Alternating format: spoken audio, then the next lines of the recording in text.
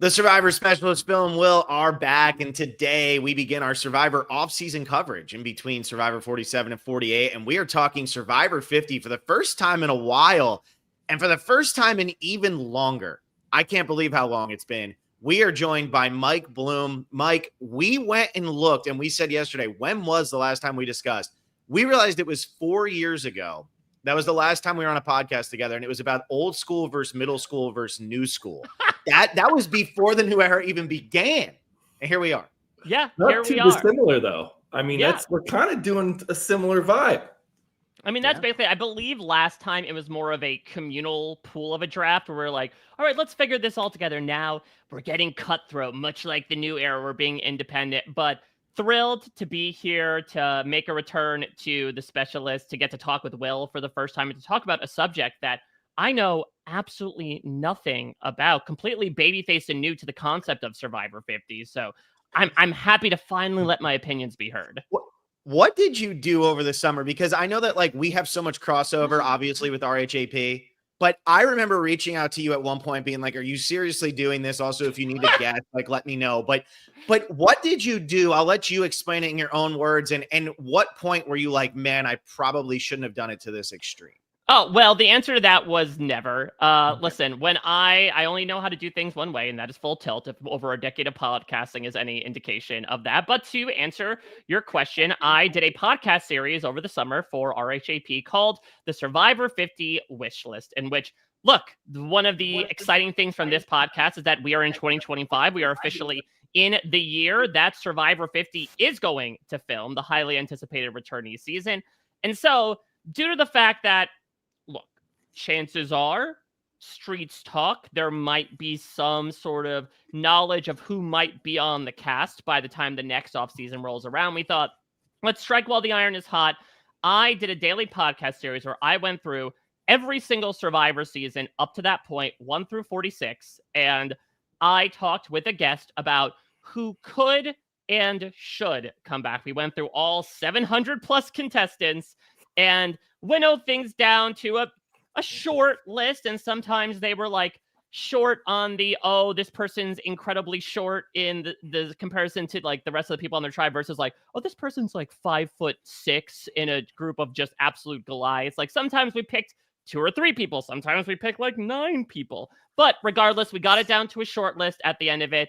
Then we had a couple rounds of voting where we got things down to a top 50. And then from there, people voted on the top 20 that they wanted to see on the season. And the results were revealed. It was fittingly over the course of 50 podcasts. It was a labor of love, but man, did I love the labor as someone who has essentially extensively dedicated so much of their life to this show for the better part of 2 decades and has been able to transform it into such an incredible part of my life over the past 10 years or so. It was a lot of fun to put this into practice and, ironically enough, to provide myself a bit of a cheat sheet today where I don't need to necessarily do a lot of new thinking. I just need to put myself back in the sweet summer child, quite literally prospects of summer 2024 to be like, who did I pick? Who do I want to pick now? Well, also, you have the answers of who people voted for off of the short list. That's true. So if you're doing a popular vote, I think I have a leg up right now. Yeah, you have the voter data. I don't know, Phil, if you had any plans for like, I'm sure you did have like releasing some sort of poll on like who drafted the best team. I feel like Mike's gonna have the upper hand with that one. Well, I think for sure. And I don't want to get into like spoilers here of ruining our draft, but can you reveal who got the most votes from that? Absolutely not. No. Okay.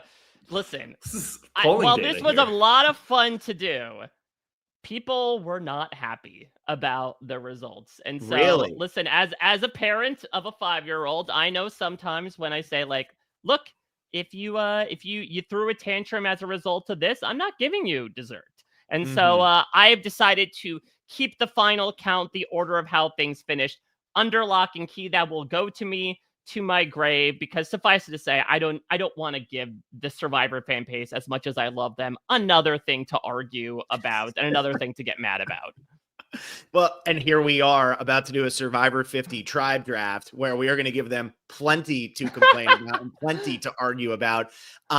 We don't really have many stipulations or many rules, many guidelines for this. Pretty much the only thing we said was each tribe has to have 4 new era and 4 pre-40 people on it. And we're actually doing 3 tribes of 8. And we're not going to do AU season 1.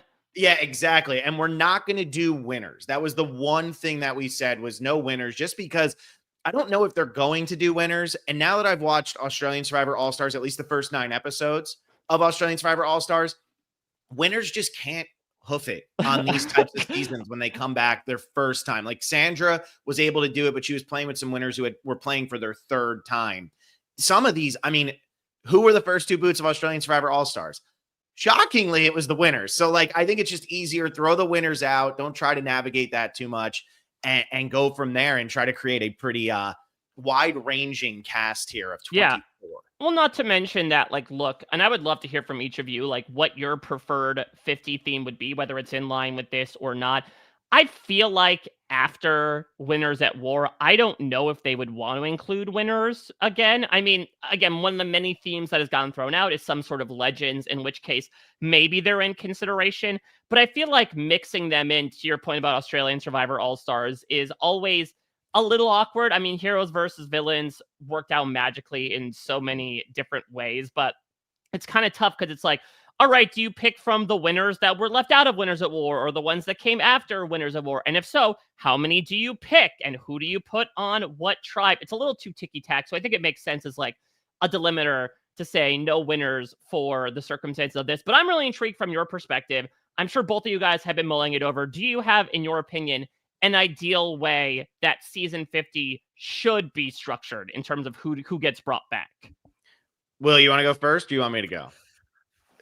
Yeah, I can go. I think you might have maybe a more specific theme. For me, it's not so much about theme as it is kind of what we're doing here with 3 tribes of 8. I want them to up the player count. Like, this is season 50. This should be a monumental season. It is. Like, go back to 39 days. I've heard, like, Jeff did an interview early on when someone asked. It might have been you, Mike. I forget who asked, but it was somebody who said, would you ever consider going back to 39 days? And he did not shoot it down. He said, for right now, the new era, we're doing 26, but if there's a special season that called for it, we would certainly consider returning to 39 days.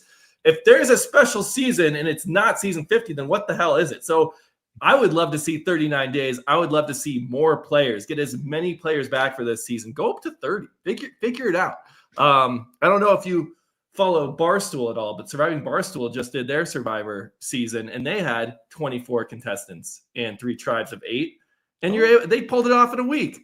So for me, it's about the player count, and I know that's different, but just get the best people. I'm not too concerned on theming. I think the new era has kind of numbed us to no theme, so it's like if it's just called Survivor 50 and we get great players out there, that's fine with me. My biggest thing is just from seeing how Winners at War went, seeing how Second Chance went, seeing how, even heroes versus villains in some capacity went, how fans versus favorites 2 went. I want an even amount of older players and newer players. I think that's the biggest thing that's been missing because nowadays, look, the Survivor community is so cliquey. If you go to one of these Bryson Wen events, if you go to an RHAP event, if you go to a a CBS produced event, you are going to see Troy Zan talking to Brandon Donlin, talking to, I want to be the fly on the wall for that. Like, whether it's pregame or not, I just need to see what these 2 of them are talking about. But they're probably talking about their hair, although Brandon cut his now. But it's like you're seeing old school players talk to new school players. So the click, I think you're always going to get the old school players who are going to drive people nuts. Troy Zan is one of them who says 39 days is harder, 26 days is easy. You're going to get those people who talk about that, which is going to annoy the 26-day people. But there is interaction now. There is crossover. I know D threw a party in Miami for the finale of this last season. Troy Zan was there. D was there. Other players were there. But it's like there is more of a crossover. But that being said, you still need to have these connections that can go beyond, because while people might go to events together, when they're having a big Survivor 45 party, like 45 doesn't stop partying. They all love each other. They just hang out all the time. When they're having these big parties, they're inviting Survivor 45, right? They're not inviting other people. And so I think that you need to even this up so that you're getting enough old school representation. Because if you're not, I fear we're just going to go the Danny, Ethan, Amber, Sandra way of things. And even though Sandra had played in Game Changers, or, you're going to go kind of what happened in Fans versus Favorites, right? It's like a couple of people latch on to each other. With James and Amanda, they had played together already. And it kind of makes it hard for the Amy Cusacks and the Elizas to kind of get their feet in the game. So that's my hope. And that's really the only hope I have. Yeah, and I think that, listen, I'm not going to be mad with many themes or ways to approach the season, though I think both of you make salient points. What I have sort of settled upon by doing the Survivor 50 wish list in terms of like my perfect season would probably be if Winners at War was a way to see like, okay, who is the winner to end all winners? I think we can make Survivor 50 the best to never win. Is this idea of like almost the battle for a new champion, the challenge style of like, all right, we are going to give a win to one of these players who has not been able to get that confetti to cash that $1 million check. And I think to your point, Phil, I would love to see two tribes, old era versus new era. Now, maybe that's a little unbalanced, but like, I also feel like the best thing about the new era has been its casting by far. It's been the best constant thing over the past 7 going on 8 seasons. So I wouldn't mind if it is a little imbalanced, not to mention that we have had so many people return from the old era that I don't need to necessarily go back to the well, though maybe you guys will, as we'll talk about with our drafts of like, as much as exciting as it is to see Amanda Kimmel back for time number 4, is it really necessary compared to some of these other people from the late 30s, especially, who have not gotten a second chance altogether? And so that sort of has what I've settled on with my perfect format. I know that to your point, Will, Jeff wants to have 50 be a celebration, whether it's in the casting itself or in the way that they look at the season overall. And I would hope that means really calling back to those early days that got the show in the place it did in the cultural zeitgeist and being able to acknowledge that. And the one thing I do want to ask you, Mike, since we are ruling out winners, and like you said, we've determined who the best winner is from the first 40 seasons, although Todd and Chris didn't play and Visapia didn't play. So I have my problems. I have my Earl, I have my problems. So we're going to have a problem with every format. Never going to stop complaining. That's what we do. Like you said at the beginning of this podcast, that's the Survivor community. I'm a part of it. I can't help myself. But what about these winners in the new era, though? Jam Jam, D, Marianne, just to name, I think those are the 3 most popular at this point. I don't think Kenzie would ever play again. I think she's gone on the record saying she doesn't want to. Rachel, who was very successful in this last season. What do we think about them not getting a chance to play on 50? I mean, again, it depends on if there is this sort of barrier, like I mentioned, of like, okay, it's explicitly not going to be any winners. I mean, personally, I'm fine with that. This is very weird to say, but like I have a very unconventional opinion about returning seasons, which is like, if you give me a good newbie season versus a good returning season, I always tend to, watch or want to enjoy the newbie season more, just because the pure concept of 16 to 20 people from different walks of life who would probably never interact in their daily lives, getting to play with each other or against each other is something that's still like tickles my fancy, even going on at 25 years. Less so for me, the returning seasons, which to your point, Phil, do have a lot of meta baked in of like, well, there's these things that the deals that are made or ways they interacted outside of the show that we can't mention, but have a significant impact on what happens on the island. I would definitely feel if there is a non-winner format for some of those players that do get the chance to come back. But at the same time, I kind of like crystallizing their games a little bit, that Marianne played this incredibly unique game with one of the best final tribal councils ever, that Jam Jam was able to really weaponize the social game in a way that we had never seen before, also delivered a powerhouse final tribal council, that D, no offense to other players, still put forward, in my opinion, the best game in the new era.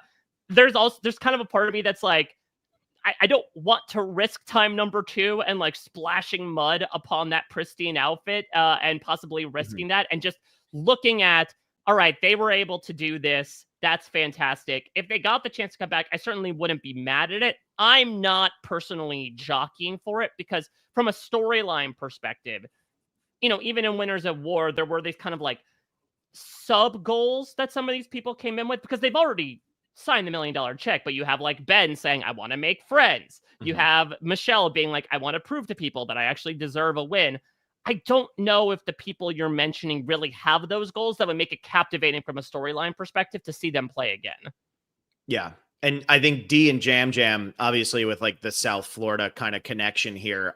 When I went to the FIU event last season that CBS put on, the two of them are like peas in a pod. I mean, they're amazing together, but there's also no way those two are starting on the same tribe. So how are they ever going to get together? And so I feel like if you're going to invite winners, you almost have to have a whole tribe of winners, which is kind of getting out of hand there, because then it's like, well, what winners are we including? Are we doing 8 new era winners? Are we doing some of these winners? Are we going back to the well and saying, Earl, you finally want to say yes? Todd, you want to say yes? Like whatever. Or are we just going Boston Rob, Tyson, Sandra, Tony, right down the line? And here's Check James this out. Yeah, go ahead. Well, read it out. 3 tribes of 8, 1 tribe of winners, 1 tribe of old school, 1 tribe of new era. So, I mean, you could even split the winners there 4 and 4, and then you could keep the numbers even. I mean, we all have our dreams here. Yeah. Not impossible. Well, we'll see if Dreams gets cast on this season. I mean, we're for our patrons right now, we're going through Survivor Fiji, so I'm not gonna lie. Dreams is top of mind for Will and I right now. He's a really, I don't know where you are in your rewatch, but like he has an incredibly captivating storyline towards the end of the season. So I think, that's the hope as well. And listen, it might be unfortunately setting ourselves up for disappointment if we're like, here are these, uncovered gems of players from seasons that are largely forgotten. But that's also the, that's also the positivity that comes with the entire project that I did, and the idea of like rewatching or relitigating these players is like, regardless of who makes it on, it's a great reminder that there are so many people over the course of Survivor that not only were such standouts from their season, but might end up getting drafted in fantasy casts like this as just an acknowledgement of, hey, you contributed a lot to the enjoyment of this show that gives us so much enjoyment in general. Yeah, and 3 people who spend way too many hours talking about Survivor are thinking about you when we come up with who the 24 players that we're going to put on this cast. Like, even if CBS and stuff aren't putting you there, it's like you're still in it. You're so in it. And I think that's what's cool about this. And look, like I said, I started watching Australian Survivor All-Stars. I've been binging Australian Survivor. I've just been putting out an episode every Friday. Plow through it because there's a new season coming right around the corner. I know, corner. and I'm not going to get through by then, but we are going to do Australian Survivor on the regular channel this season. At least I'm going to do it. Even if I'm by myself, I'm going to do something. But as I'm going through it, I get to All-Stars. I know these players like barely at all because I haven't followed up on who they are. I haven't done any of that stuff. And still, when All-Stars is starting, I'm like, oh my God, this is so cool. Like, the opening of an All-Star season is going to be epic no matter who is on the cast. It worked for Second Chance. It worked for Fans versus Favorites too, which probably has the worst bunch of returning players the show's ever done. And it still worked because it was like, this is awesome. What are these people going to do? So I'm going to be excited no matter who they put on there. I just hope that they're really thinking through what's worked and what hasn't worked in the past returning player seasons. And question for both of you: are we, with so much talk of dreams and wish lists, and this is a fantasy draft, can we pick anybody, or do if someone has said, hey, like, I never want to play again, this isn't my thing, like, are we trying to be reasonable? Or I say get rid of reality here. Let's live in the Delulu state. Let's live in our fantasy, French vanilla fantasy at the moment, and like see what happens. Who knows? Maybe Towers that be are listening in from above, and we're able to manifest. So maybe I should give this person a call. I've done the more realistic prospects last year. I'm more than happy to wade in the purely fantastical. So speaking of wading in the purely fantastical, this one comes from Survivor Archivist. Does this mean Austin Carty's probably not getting drafted? Mike Bloom. Austin Carty? I mean, here's the thing. Austin threw his chances of getting drafted. He sandbagged it, but then he admitted that he wanted to afterwards. So it's next level gameplay on Austin's part. I think, unfortunately, the author's story must remain unwritten. I do feel so. Thank you, Survivor Archivist, for throwing Austin Carty's name as one of the first old school players we just talked about here. Thanks a lot. The nice low bar of Lamina to get us warmed up. Yeah, exactly. Lamina, we did Panama not too long ago, and Blake, who we were podcasting with, he was like, this is the worst tribe. Why did people like this? They're so boring. And he does reality TV casting. So it was like driving him crazy that all of them ended up together. And that's why Cassius stands out so much. But all right. So we're doing 4 new era. We're doing 4 pre-40 people, each of us. Will and I had talked about potentially doing like an even number of men and women for new era and what do you call it? Like for like the new era part of your tribe and then the pre-40 part of your tribe. But I feel like it's almost more fun to be like, if you want to load up on pre-40 men and new era women, go for it. Right. Sure. Yeah.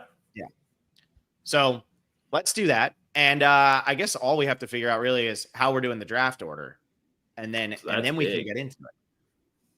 I mean, listen, as you've said, I've done this exercise many a time. I'm more than happy to cede the first couple picks to you guys.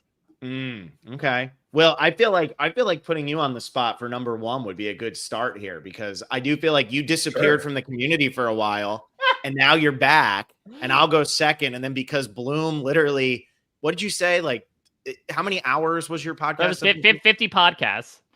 Okay. 50 podcasts. So yeah, how about increasing order of the number of times we talked about Survivor 50 in the past year. That's insane. So I think that's a I'm perfect probably way to tied with Phil though. Phil and I are probably know. neck and neck on that one, because this is what we do together. So it is what we do together. But every time I bring up 50, Will's like, well, what about season 47? I'm like, no, let's talk about 50. Everybody wants to talk about 50. It's true. All right, so let's have Will go first. I'll go second. Bloom, you go third. Sure. We'll snake the draft, because snaking the draft is important, and we got to make sure Bloom's going to get his 1-2 here on the turn. We know it's going to happen, but Yeah, that was a sneaky move. That's what he wanted 2 of the first 4 picks. I've learned from the best. And the goal is not to say, oh, let's have the winner of the season come from your tribe. It's just to make the best tribe for the best TV show possible. Yeah. Right? Okay. Yeah. All right. For me, this is somebody who has not had a chance to return. And I would be shocked if they're not on this season. And I think it's a fine pick at 1-1 from one of the most beloved seasons of the 30s, David vs. Goliath. I need to get Angelina on my team immediately. Yeah, I mean, that was very much like a 1A, pick A for Angelina. I completely agree. Unfortunately, she and a lot of people fall into this odd bubble of like, there were no opportunities to really call them back until with 40 being all winners, and they just haven't had anything since. But she's still very eager. She was such a fun personality. And I do think, maybe unlike some of the other people we might cast here, she would be someone that like would not try to play up some of her more mimetic moments as well. I just think that's Angelina personally, not to mention she's changed a lot over the course of her time. So slam dunk pick. Totally agree. Yeah. I love dunk. You're stealing my catchphrase there. That's one. Oh, that's really? One of my go-tos. Yeah, I love the slam, and I think she is. Phil and I actually got to spend some time with her and meet her during the 37 finale shenanigans. And I mean, she's a lovely person. I think she would play such a different game, and she has such a reputation behind her from David vs. Goliath that I think she would not be threatening, and she really would actually have a really good shot to win this game. Mm-hmm. So. For me, I had to have Angelina there. I remember that after David vs. Goliath, after we met Angelina, I kept saying she could win Survivor. And I remember people in the comments being like, no way, she's a villain. She was clueless, whatever.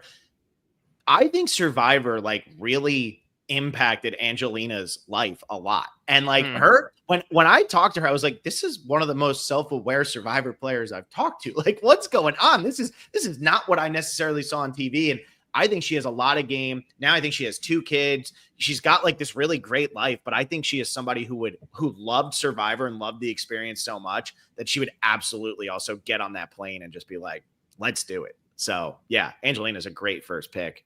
Good job, Will. That was a solid start. I was wondering where you're going to go with that. So you go old school women to begin. So Mike, did Angelina, was she one of the people that made it on your wish list? I believe she was, yeah. Okay. That would be interesting to hear as we go through. Yeah, because last January, we also did a Survivor Second Chance podcast, Second Chance 2 with Russell Muscle TV. And Angelina was like the person everybody was going for. Like everybody was like, Angelina. Out of the old school women, it was like far and away, Angelina was the pick. So, all right. That puts me up. And look, I think the new era women is the group I have the least amount of people for, mainly because I feel like some of the best new era women players have won. Like Marianne, Hmm. Dee, Rachel. Those would be 3 of my top picks to see play again if we were including winners. But when I made my list, that area was the smallest pool that I was picking from. And so I want to make sure I get a really good one here. Right. And there are 3 that I think are absolutely going to be picked during this draft, no questions asked. But I'm going to be the one who takes one for the team and does the recency bias right off the bat. So none of you have to deal with who is probably going to be the first boot if they return in season 50. And I am taking Genevieve. Because Oh, I wanted Genevieve. Oh, man. I know you did, Will. And my thing was, I was looking at this and I'm like, I could go between a couple people and I'll let everybody figure it out as we go along. But Genevieve is just, first of all, her fans hated me all season because I kept saying she wasn't going to win, which I was correct. She did not win. But I feel like she showed that once the target was on her back, she could play with a target on her back. And going into this season, into Survivor 50, everybody's going to have a target, but the targets are going to be different sizes. And Angelina or Genevieve with the recency bias and people seeing how good she really was, she's going to have a massive target, but she's already shown that she can survive multiple tribal councils without advantages. I loved her gameplay. I loved her confessionals. I want Genevieve on my team, and I would have been mad if I didn't end up with her. So I'm taking her off the bat. I think she's also someone that, again, she will have only played 3 seasons prior, but I do think is one of these rare new era players that would come in playing pretty markedly differently from her first time. And I asked her this even properly when I talked to her in our exit interview, is because obviously she underwent what is sort of like the opposite arc that a lot of Survivor players do, which is like the first part you're saying, oh my God, this sucks so much that I have to blindside people. I'm crushing people's dreams. And then by then you're like, more blood to bathe in. Genevieve was the exact opposite, where she was more than happy to get rid of Keyshawn, to get rid of Saul, and then she sort of hits this wall like, oh shit, I'm really upsetting people. And then due in part to her position and due in part just to how she was reconciling emotionally, she kind of like receded into her shell a little bit. And so it'd be interesting to see if the Genevieve that takes on Survivor 50, would it be sort of a hybrid of that? Would she come in ready to cut throats again, now realizing that that's part of the game, or the exact opposite? Mm-hmm. Yeah, I think too, Genevieve, you're seeing like how, like, you know, I'm following all the social media and everything. I mean, she's friends with everybody from her cast now. Like, she really did do a good job of finding that balance that she needed to find. I think she would come back understanding that this is a game. I got to play this game. I got to do what I need to do. And I think she's probably one of the most captivating of the new era players, because with a lot of the new era players that we love, there's not a lot of questions around them, right? Like Jesse is probably going to be somebody who's picked pretty early here. Maybe he won't be picked. I don't know. But like Jesse is one of the most popular players to play, but we all saw Jesse's story. We all saw what he did. We saw Emily come from nothing to the top and fan favorite after everything. Genevieve, it's kind of like, there is a question of where would she go and how would people react to seeing Genevieve standing there? And would they be wary of her, or would they feel, you know, I have a relationship with Genevieve outside of the game or whatever it is, I feel like I could be good. Also, she still has her Instagram on private, right? She still has it on private. She just like, she never once got involved in the social media stuff, which I respect so much because it's so easy to get caught up in it. I can't help myself sometimes. So that's another reason to love Genevieve. All right. I get the turn here. You get the turn. All right. Well, I will go with my top picks for old era and a new era. Let's go old here first. We'll sort of alternate old and new. Again, like I said, I think it would be a disservice to the idea of Survivor 50 as a celebration if we did not have someone from back in the old days. And I got to bring on somebody that was such an incredible standout of the first few seasons, someone who unfortunately seemed to be like barely robbed of a spot on Survivor All-Stars and has maybe a very different rationale for being brought back. I got to go with Sean Rector from Survivor Marquesas. I think that, you know, it's very fun, especially if we're not bringing on Boston Rob, bringing on his first ally could be a very fun narrative. Sean has also since obviously gotten married, become a father. He's not necessarily maybe the hot-headed 20-something that he was in Marquesas. massive character, the comic force of the season, to the point that he's actually targeted at 5 because I think he is the bigger threat than Vecepia. Hugely funny character, involved in the first major power shift in Survivor history with the fall of the Road to 4.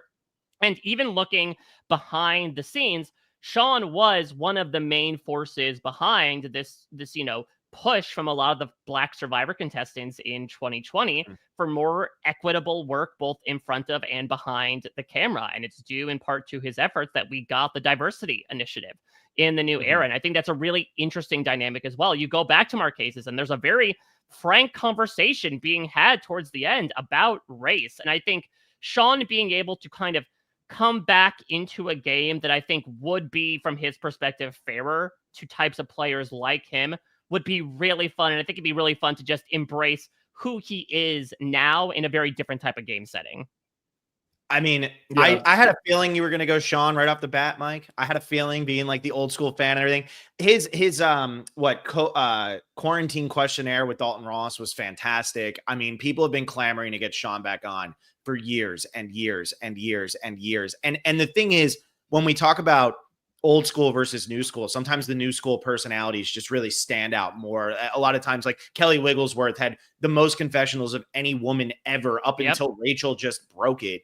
And she barely was on Second Chance. Like where was Kelly Wigglesworth? Sean is a personality that would not be overshadowed. Like Sean would be able to command the camera, to command his moments. I mean, Rome was saying that during or during his time on the show, the one time where he's in the confessional where he's like leaning back with his feet up, that's in honor of Sean Rector, because Sean Rector doing the laying down confessional, like, that's how much of an impact this guy has had on the game. And I do think that he would be phenomenal on Survivor 50. And I hope that they make that call. That would just be to see him run out, even if it's for one day. I'd be like, hell yes.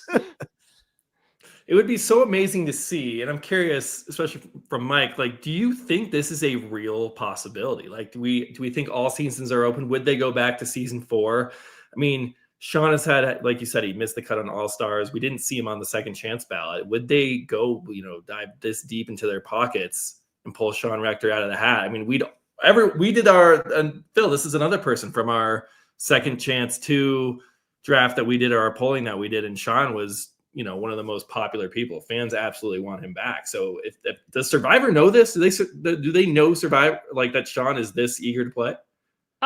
Yes, I would say they do. And listen, maybe it's wishful thinking. I would not put it outside the realm of possibility. I think at the time I've checked him with Jeff's temperature, I think he's really casting the net wide as to, like, what do we want 50 to look like? Who do we want to bring in? And I think, again, also Jeff loves story, loves narrative, loves metamorphosis. And again, looking at how Sean might be different or might be similar from playing at that point that he'll come on, like, almost 25 years ago, it's such an interesting storyline. That was one of the more captivating things about something like Second Chance, was watching some of these players from Borneo and from the Australian outback come back and see how they adapt to this new style, and also being different people.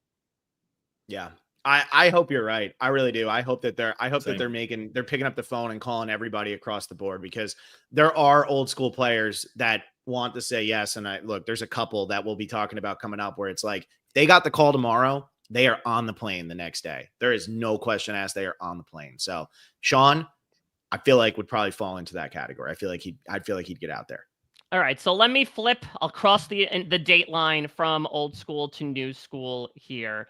And I will go from 4 to 44. Okay. And this will be an interesting one, because, Phil, it's interesting you said recency bias. And I thought you would pick this person because we saw her very recently. In fact, just a few days ago. And this one is probably the first one that might be a little bit out of the realm of realism, because I don't know how these contracts are going to work and whether this is going to preclude her from being cast onto season 50. But man, watching the Traitors season 3 premiere was such a reminder of how fantastic a character and a player Carolyn Weiger is. Mm-hmm. And so I think, again, if the Traitors is excluded, I think she would be, to use your term, Will, a slam dunk pick from the new era. Just the uniqueness of her, the story of her, and the fact that I feel like, I talk about this a lot, she was one of these rare players who was kind of like Thanos wielding the Infinity Stones of the Survivor fandom, where like by the end of the season, she was the most popular on Facebook, on Reddit, on Twitter. Like she was one of these rare players to become one of the most beloved people on her season. And listen, I know that things happened off the season and might, unfortunately have turned that off of that. Maybe has bolstered again by her time on the Traders, but we got to have her back in some way, shape, or form if I have the chance to. Yeah. And I don't think the Traders will exclude her just because she's that. I mean, I think, Survivor, if they had it their way, she wouldn't be on the Traders. That's not like good for them, but they're not going to also throw it back in Carolyn's face. Like, no, you can't come on season 50 when she's that big of a popular character. And with the trend of TV these days, so many shows just bringing back people from other shows. That's such a hot trend right now. It seems like all the networks are like, yeah, we get open season, whatever. So I hope it's okay. And I hope Survivor doesn't hold a grudge for, her going on a show to another network. And I feel like with Carolyn too, she is so popular and so just awesome. And now she's going to play the Traders, and I think she could win the Traders. Like every other trader, I'm sitting there like they've put a target on their back, and Carolyn's that's the thing. I would argue 3 episodes in, which is what, a quarter through the season already. I think she is the best trader out of. Now, listen, looking at some of the messy behavior, maybe that's not saying much, but I think looking at the way she's been approaching things, and especially her reads, which continue, in my opinion, to be pretty on the money. I would not be surprised if she's also the last trader standing, just due to the fact that yet again, people are underestimating her and counting her out because they're like, oh, it's just the kooky lady. She's not really capable of doing much. And what's crazy is she'd go out, play Survivor 50, be thought of the same way, and probably make Final 3 all over again. It would just be a matter of jury votes. Well, no, it'd be a matter of do people then respect it and say, wow, Carolyn, like, how did you do this? Because, that could happen. That could happen. Or she wins the Traders and then goes on Survivor 50. It's like, we got to watch out for Carolyn. She's that's the problem. That's the problem. That is a problem. I got to throw this up, a big time super chat right off the bat here. Jay Burn Aquatic. Wow. I know. Look at that, right? Look at that. The big 5-0. Saturday morning. Everybody just got their Friday paychecks, and here we are. I'm never betting on Survivor again, but I said I would. So here's 50. Wouldn't let me send 60. Tarzan from One World for season 50. Mike, did he make your cut during your wish list? No, because I incorporated realism to it. I'm looking it up. I'm pretty sure he is he is right now 77 years old. So he might crumble to dust unless he does some work on himself to put his body together. But we would see how mercurial he would be upon returning for Survivor 50. It would be interesting to see if he put his $500 towards his shocks or towards himself. That would have been the key here. God, the fact that I remember that so well, and I've watched One World once and tried to watch it twice and can never get to that moment again. But that's still remember most memorable. 500. The most memorable part of him. Unreal. Yeah. All right, I'm up. Look, you guys have both taken an old school. I'm gonna hold off because the old school pool. I love the old school season so much. There are so many players that I'd pick from. So I'm kind of letting you guys make the decisions for me, right? I'm doing fantasy football. There's 3 quarterbacks I like. I'm picking again in 4. You're not going to take them all. So let me just go this route. Instead, I'm going to essentially start making the Mogo tribe here of just the most popular, the biggest personalities from the new era. And I'm putting Q as my second pick. So now I have Genevieve and Q to start. There is no way Q isn't on this season. There's no way. I love Q so much. I think his personality on the show, the fact that he was teaching Banu how to play Survivor, while then he was used as the scapegoat every single episode. And people were just like, man, you're so unliked. We'll just keep saying that you're going to be the one who gets the votes. And then he goes home with an idol in his pocket. The Q storyline, the Q skirt, all of that. Thank you. Yeah. There are so many things for Q here that I need to see him again. He has potential to go deep again. I'm all about it. Give me Q. I'm happy I was still able to get him. I thought you were actually going to go that way, Mike, but it makes sense for Carolyn instead. I mean, that's the thing. I think pick, Phil. Yeah, I think again, especially after 46, if you pick who are the people most likely to get cast on 50 from the new era, I feel like they are kind of 1A and 1B, because also they are incredible TV. They are incredibly active. players as well. I mean, remember, Q's entire first half of the season is like, he has to have his way, to the point where some would argue he tried to engineer his own ouster because he felt like he wasn't having it his way. And so, like, this guy had essentially 2 whole Survivor seasons crammed into the time that he played. What an absolutely wild personality. Puts the Q in unique for sure. I would be intrigued to see how much he really steers into now. The, like, is he going to say cancel Christmas as every other phrase? Is he going to say big mistake every episode? I mean, again, Phil, you're watching Australian Survivor All-Stars, where I think some players definitely knew their brand a little bit and played it up. Regardless, I'm very much entertained by the Q brand, and I think he would try to bring even more new malarkey to it. Like, forget the whole Q skirt. He'd do an entire Q fashion show and subject the camp to it for however long he stays in the game. Exactly. And just because you bring up Australian Survivor, Q reminds me of Henry. Henry had a little bit more game, but that's like, Henry comes out in All-Stars, and every time somebody says they want to vote somebody out, he's like, but I want to vote this other person out. So I'm gonna like literally try to find an idol to save Shane Gould. It's like, why? Q would do that kind of stuff when he came out, and I think Henry really knew what he was perceived as, to, you know, his downfall. But Q, I think, would play so hard, and I don't know if people would consider Q a threat to win, though, which is his advantage over somebody like Henry, where it's like, would people be scared enough to vote him out, or would they just be like, oh my God, he's just saying cancel Christmas and big mistake again, this guy's a clown? Either way, Q's on our TV for a while, and he's eating up confessionals, and I'm all about that. So yeah, Q, second pick. Well, I have I have your dream team right here. I know Q and Genevieve they would have been my next 2 picks, but hey, I mean, I only had 1 pick at the start. Q is, I mean, has to be the most likely person cast out of everybody, right? Is there anyone that has a higher chance of getting cast than Q? I mean, it depends on what the theme is, you know. But I would imagine if as long as the theme is not nobody from the 40s, I imagine Q is very much making that what choice. Theme does Q not fit into? Players that begin with every letter of the alphabet but Q. Yeah, pretty much. Yeah. That'd be a fun season. Hey, we'd get 25 players, so it would hit my that'd be my qualifications. Oh, there you go. It is funny too, like when you bring this up with Q. Emily has gone on the record saying she doesn't really need to play again. You know, Carolyn has the question mark hanging over her head of would she be able to play again based on playing on the Traders. Q has nothing. Q has nothing. And all Q has, you know, it was like when Jeff Probst came out at one point and said, like, you know, if we ever, you know, out of everybody we've ever called, I think this was before Heroes Villains, or maybe it was right after Heroes Villains, but it was like, the one person we know we could call up on the phone and they'd be on the helicopter in 5 minutes is Coach. Q is that. And Q is going to be, they call Q right now. He's doing renovations on his kid's house that he bought him. And he is going to drop the paintbrush and he's going to get on the helicopter and he's going to be flying to Fiji. No problem. Tweeting the whole way. Not about Survivor, but the excitement will let us know he's on. Yeah, Q is, I feel like there's no way Q doesn't get on season 50. So he'll be there. All right. Well, okay. We got so many picks, Rob. Now you finally get 2 back-to-back.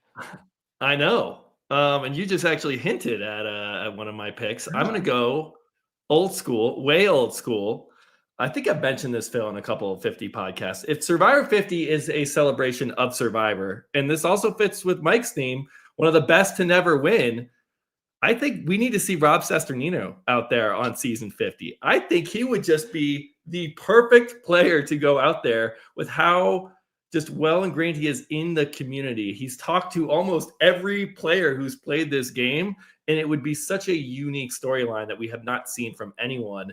And I know Jeff and Rob are pretty buddy, and it's something that I would love to see. I mean, he is one of the best players to never win the game, and we got totally shortchanged on his second appearance in All-Stars, like just gone way too soon. So essentially we have one great season from this guy. And so to go from season 6 all the way to 50 for a true Survivor legend, both inside the game and out, I'm going with Rob C. How you are, of course, preaching to the choir. This would be absolutely incredible to watch. And I mean, what's interesting about these old school players is we talk about Sean and the question mark of like, oh, does he know the new era? How do he respond to stuff? We know Rob's answer because obviously he has covered the show extensively, but that is also a very fun question of like, Rob is quite literally a know-it-all about all of this. And you know, Jeff Probst would have a field day with any time Rob is struggling, like, Sesternino thinks he's a know-it-all, but does he know anything about how to do this puzzle? And so from maybe that perspective, maybe Rob would is a little scarred, understandably so, about what happened last time. I would feel like, do I really want to go out there and, get voted out first on my tribe again for my target? But I don't know. Maybe this is wishful thinking, but I feel like if the impetus is that Survivor 50 is going to be filled by so many big players, I don't know if Rob is being looked at as an initial target, when maybe the danger would be, okay, he has all these connections with other players. But when push comes to shove, I think a lot of players are going to be thinking about, what have you done for me lately? Not what did you do 20 years ago? And so I think Rob, if he would get cast, could be somebody that would sneak his way into the post-merge, into the jury. I think knowing the new era gameplay in particular, that might be when it gets the most dangerous, because then everyone's like, oh, we can't keep this guy in. No, I'm not putting a podcaster in the final tribal council. Please, we don't want to do that.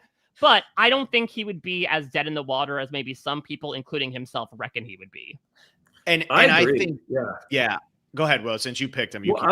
I was just gonna say, like, we heard that same narrative about Tony. Like, Tony can never win, and like, when you're surrounded by threats and big players, and look, Tony, even though that was Winners at War, Tony is still probably a top 2 or 3 threat at the start of that season. Somehow still manages to make his way to the end and win. So I'm with you there, Mike. I don't think there's like, oh, he's too big of a threat, he has too many connections, we got to get rid of him. This whole draft is going to be big players and threats. So yeah, go ahead, Phil. Yeah, and I think, like, CBS and Survivor and Jeff, they keep saying they want this to be a celebration of the show, right? A year-long celebration, all that stuff. You cannot celebrate the show any more than Rob has celebrated the show. Exactly. Right? Like he has changed the face of what media outside of the show is. Like, it's great that so many podcasts like this one get to exist, where so many fans get so many opportunities to talk about what they love. But I think a lot of that does fall at the feet of someone like Rob, who decided in 2010, like, all right, what's this podcast thing? I guess I'll try talking about Survivor. And now it just feels like kind of a seminal part of the Survivor experience for fans and players. Yeah. And the thing is, like, when you look at what Rob has been able to achieve with his podcast, I don't know if the show is going as strong as it is without that. Like, I truly believe that without RHAP, and I'm not just saying this because you're sitting here, Mike, without RHAP, I don't know if Survivor is still chugging along as well. Oh, wow. But truthfully, the amount of excitement that Rob builds in this community, I think, is massive. And like, I say it to Bryce and Wendell all the time as well, because I go to their events. When you can actually interact with survivors, and you're like, maybe I won't watch this season, but it's like, oh man, Rob's going to throw a party in Chicago and I live really close, or Bryce and Wendell are going to throw a party in New Orleans and I live really close. You're going to keep watching. And I think the excitement of, when I was watching this, and the reason why Will and I started this podcast was because it was like, we both knew we loved Survivor. We weren't even really that good of friends when we started doing the podcast. It was just, we still aren't. We still aren't, but it's like, we wanted to be able to talk to about Survivor with someone. And I was tired of talking about it with my parents, who didn't understand that Rupert wasn't going to win every season he was on. And so we started talking about it, and that is an outlet. And even though you might not be interacting with Rob, by listening, by being a part of that community, by doing the Q&As he does for the patrons and things like that, you now feel like you have a place to go and talk and listen and think about Survivor. And that keeps it in your brain all week long during the season, all year long out of the season. And that's huge. So if you want to celebrate Survivor, you have to have Rob Cesternino on the season. You don't have a choice. And Phil, that's influence on the fans, but how much influence has he had on the way, like, people play the game? I mean, Mike, that's the thing. Like, is that there's a lot of, there are certainly people that will mention him when I ask him, like, what's one winner and one non-winner who you identify with the most. But I think it's also, to Phil's point, just the ability to, like, hear other people break down the strategy of Survivor, and even Rob just being a conduit for previous players to have a platform to come on and do that, I think is really valuable for future players as well. There certainly are the super duper fans that come on and know a lot about RHAP, or are involved in the community, or happen to be a podcaster of RHAP. And it's because they sort of now have this way to be able to say, oh yeah, I'm really into analyzing the game now, and this is how that's going to inform how I approach the game moving forward. Yeah. And also, I'd like to see Rob out there with some people who are a little jealous of Rob, because there are people in this community who are jealous of him. And I would like to see that frustration kind of come out from some of them and see how Rob would navigate that, because there are people in this community who have no problem voicing that it's like, oh, I'm so over the Rob thing. But let's see them actually get on the island with Rob and talk to Rob and see how that talk your goes. shit now to his face. Yeah, like I'm ready to see that. So I think Rob would be awesome. And yeah, Will, he was my top guy from the pre-40 people. So you kind of stole it, but I was still going to just keep picking New Era, So yes, and now that I am 2 old school players in right now, I guess if we're counting Angelina as old school, which I guess we are. Technically speaking, yeah. Technically, season 37. That's when you think old school Survivor.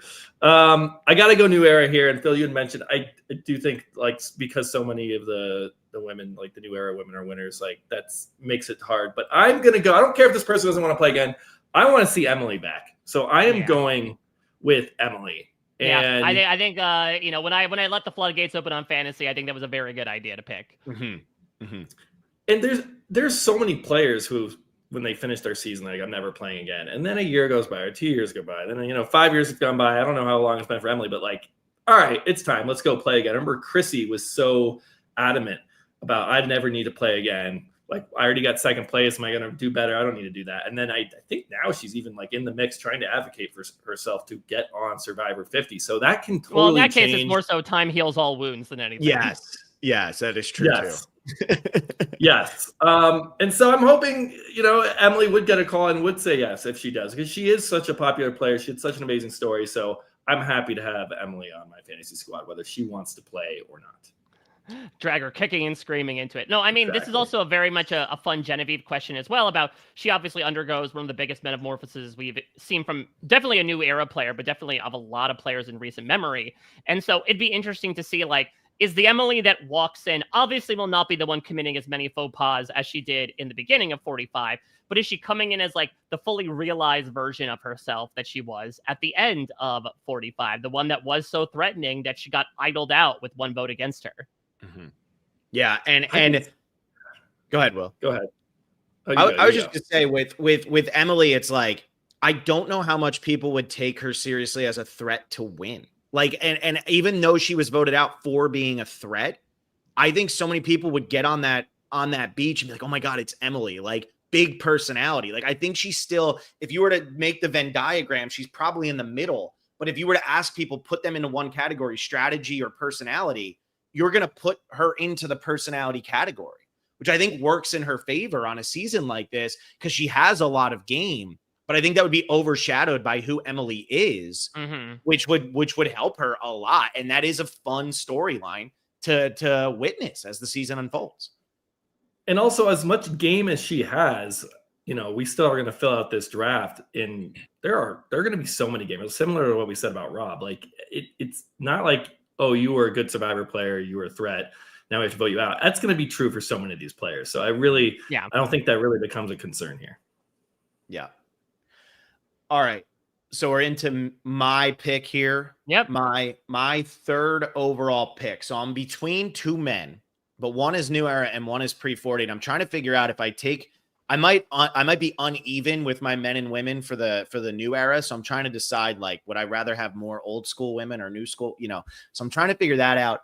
But I'm going to take this person because even though we've seen them play 3 times, so we have seen them play 3 times. So I'm taking somebody who'd be playing a 4th time. Their first time, you could make the argument that they were one of the 5 most popular players post season 4, because the first 4 seasons of Survivor were just so massive, right? But one of the most popular players of all time, played absolutely epic the first time, has some shaky hands, and then comes out and plays the second time, 1 season later, is totally screwed because he has no chance to interact with these people, right? All of these people have their pre-built history. Philip and Francesca were put on the same season to argue for 1 episode, and that's what production knew. And this poor guy had to sit there through that. And then he comes out for his third season. He is literally the favorite to win. This would be like minus 500 odds for those of you who bet. We all knew that this guy had what it took. His threat level had lowered. You looked at the rest of the cast and you said, he might be the only one who knows what's going on other than the winners, and nobody's going to let the winners play. And he gets caught up in one of the stupidest twists in Survivor history that was all about the moment, but not about thinking about how will this affect the season in the long term. And that is Malcolm. Oh, yeah. I want Malcolm to play again so bad because, in my opinion, Malcolm only truly got to play once. Fans versus favorites, his back was against the wall. Nobody else from his season. Nobody knew what to expect from him because the seasons filmed back to back. They had no idea who this guy was. And then that third season, if they don't do that stupid 2 tribes go to the same tribal, Malcolm could win that season. I need to see him play again because I need to get that taste out of my mouth. And I need to know if what did he say? I'm going to throw up as he was going. Yeah. I need to know if he ever did and if he's able to, continue living his life. So I got him. Well, it's interesting, yeah, and then arguably, especially in retrospect, is the most game-changing tribal council of Survivor Game Changers because it also really introduced the whole get up and start whispering. JT really opened things wide, not only for Malcolm's boot, but for also to sort of bring in this advent of like, yeah, you can just kind of talk to whoever you want to talk to. I mean, listen, yes, there have been moments involved with me and the Malcolm boot and Game Changers, but I co-sign everything you said, Phil. I would love to see Malcolm back.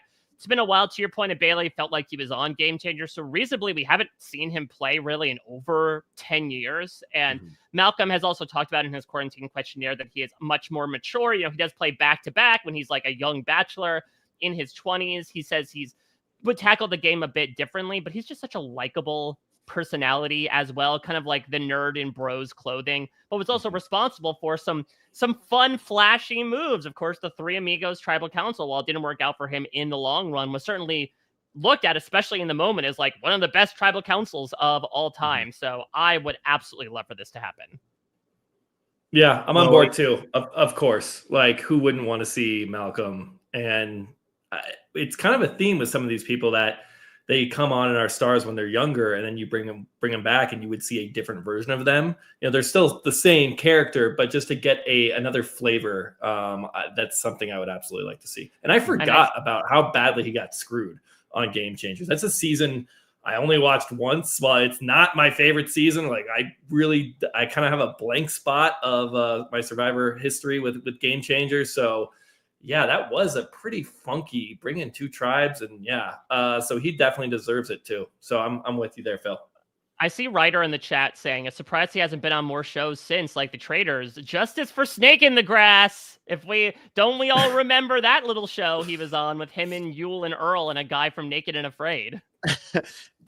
No, we don't remember that, Mike. You're right. You're right. I remember that was so exciting when that was announced, and then I was like, I'm going to watch that.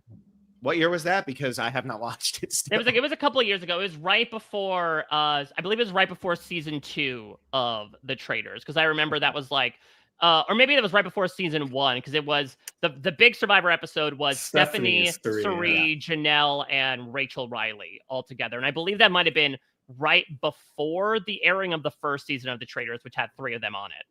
Gotcha. Or right after, maybe. It's time as a flat circle. Yeah, it is at this point. But yeah, so we have Malcolm getting picked here. If like, and I just want to like reiterate this one more time. If I could only pick one pre-40 man to play Survivor again, regardless of how many times they've played, it would be Malcolm, because I feel like he has the most to offer. I feel like he was so popular, but not to the point of like the over-the-top fans, right? Malcolm was just a popular, likable guy that everybody could kind of relate to in some way. Grade A confessional giver. And I think, like you said, Mike, he's a little bit older now. I think he wouldn't make the Three Amigos move now, because he'd be looking at how can I win this, not how can I make better TV. So that's just my opinion on that. All right, back to 2 for me. And interesting. I mean, again, you said I'm just you zig where I think you'd zag, Phil. You talk about deciding between an old school man and a new school man. And I thought this person would be your old school man, because this is somebody that has, every time Survivor fans have said it's unfair, we haven't had returning seasons because some people from the late 30s do not get the chance to be on. People say Angelina, and then they quickly follow with this next person, which is interesting because we have So many seasons of pre-New Era Survivor to talk about, but I'm going to go back to the well, and this shows how enigmatic a cast like David versus Goliath is. I will take Christian Hubicki. Oh, I thought you were going Chris Noble. I'm shocked. I'm absolutely floored. I don't know if that's beneficiary for me to pick at this point.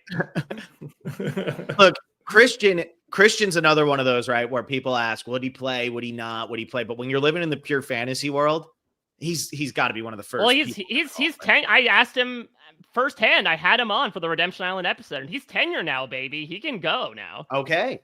Perfect. And I think that's all he needed. Yeah, that's what he kept saying, right? He wasn't going to play again until he was tenured, right?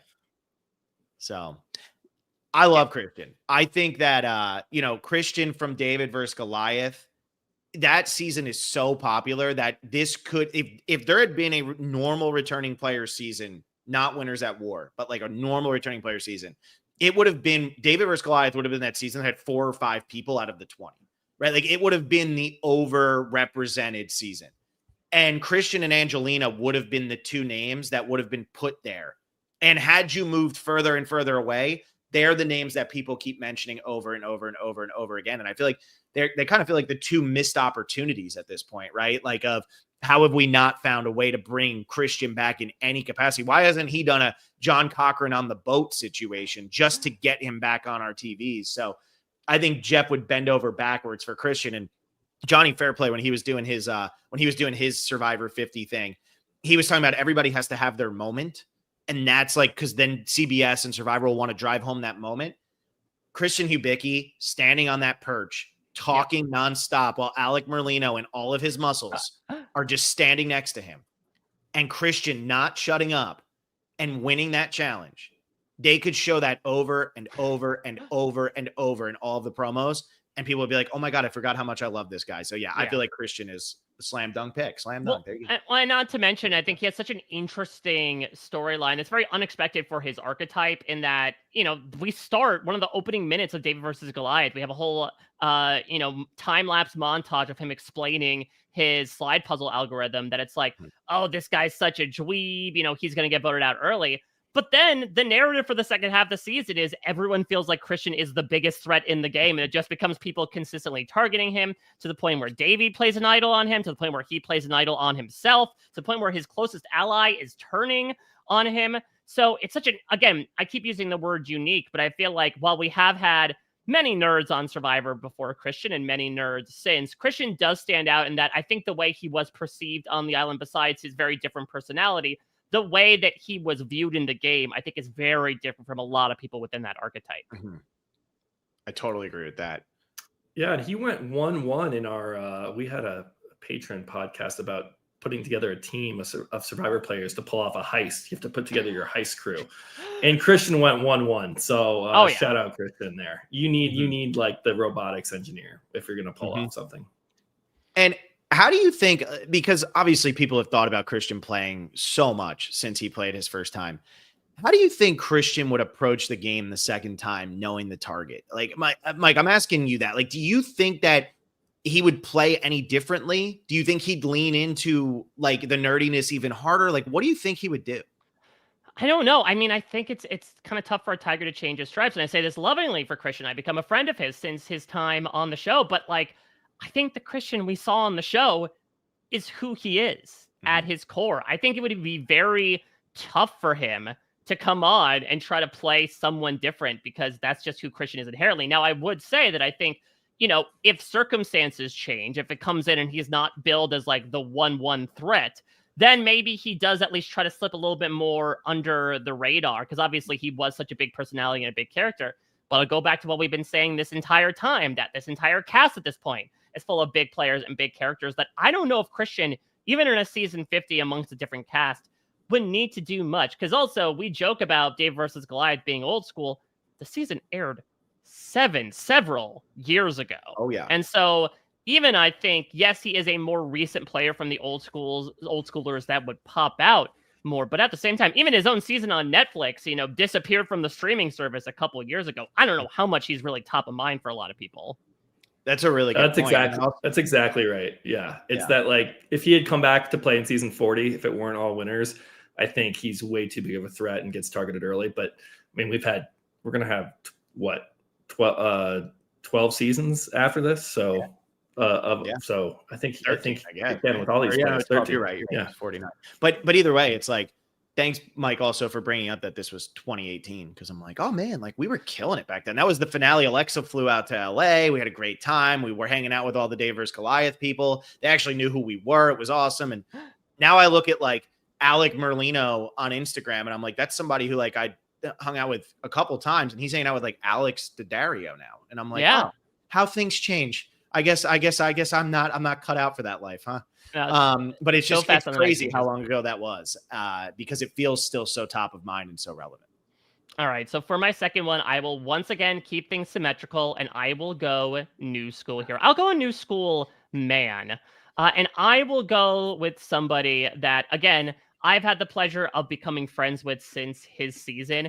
And so I know the Omer Zahir we saw in season 42 was a delight. A guy that, again, was a little bit on the nerdier side, but was able to control so much behind the scenes, only for his blind side to still be regarded by a lot of people as one of the best episodes of the new era. But getting to interact with Omer, and especially getting to watch Omer play some of these social strategy games, this man is a ball of chaos incarnate. And so I think he would be incredibly fun to have on this season, not only as a huge super duper fan of Survivor, so I think be in awe of some of the people that he would be playing alongside, but I think despite being regarded as one of the best people to never win in the new era, he would bring so much freaking mayhem to a second season. I mean, Omer would be awesome. And I think Omer really just got outplayed by a great player, right? But I kept saying it over and over during that season. I was a broken record. I was like, this guy is the new school player who has the best survivor mind out of any new school player. Like through those first two seasons, his survivor mind was just so good. And I still think he could have the best survivor mind out of anybody we've seen. He just doesn't have the result of winning to prove it, to back it up. And he wasn't the fallen god at the end there at Final Four. So it's a tough spot for him, but he's another one. Would people, if you get him on 50, he played season 42. Would people think of him as a massive threat, or would he be far away enough from people's minds that they're more concerned about, let's say, a Genevieve or I don't know, like Charlie, even like somebody like that would be more threatening. See, that's the thing. I think, I imagine that people that would get cast from the new era, either from a numerical perspective or a narrative perspective, had gotten closer to the win. That sometimes people base that as other players. I think casting Charlie as an example, and maybe we'll get into this with one of our picks, like he has this fantastic narrative of, oh my God, you were so close to winning and you played. Some people would say he's the best player in that season.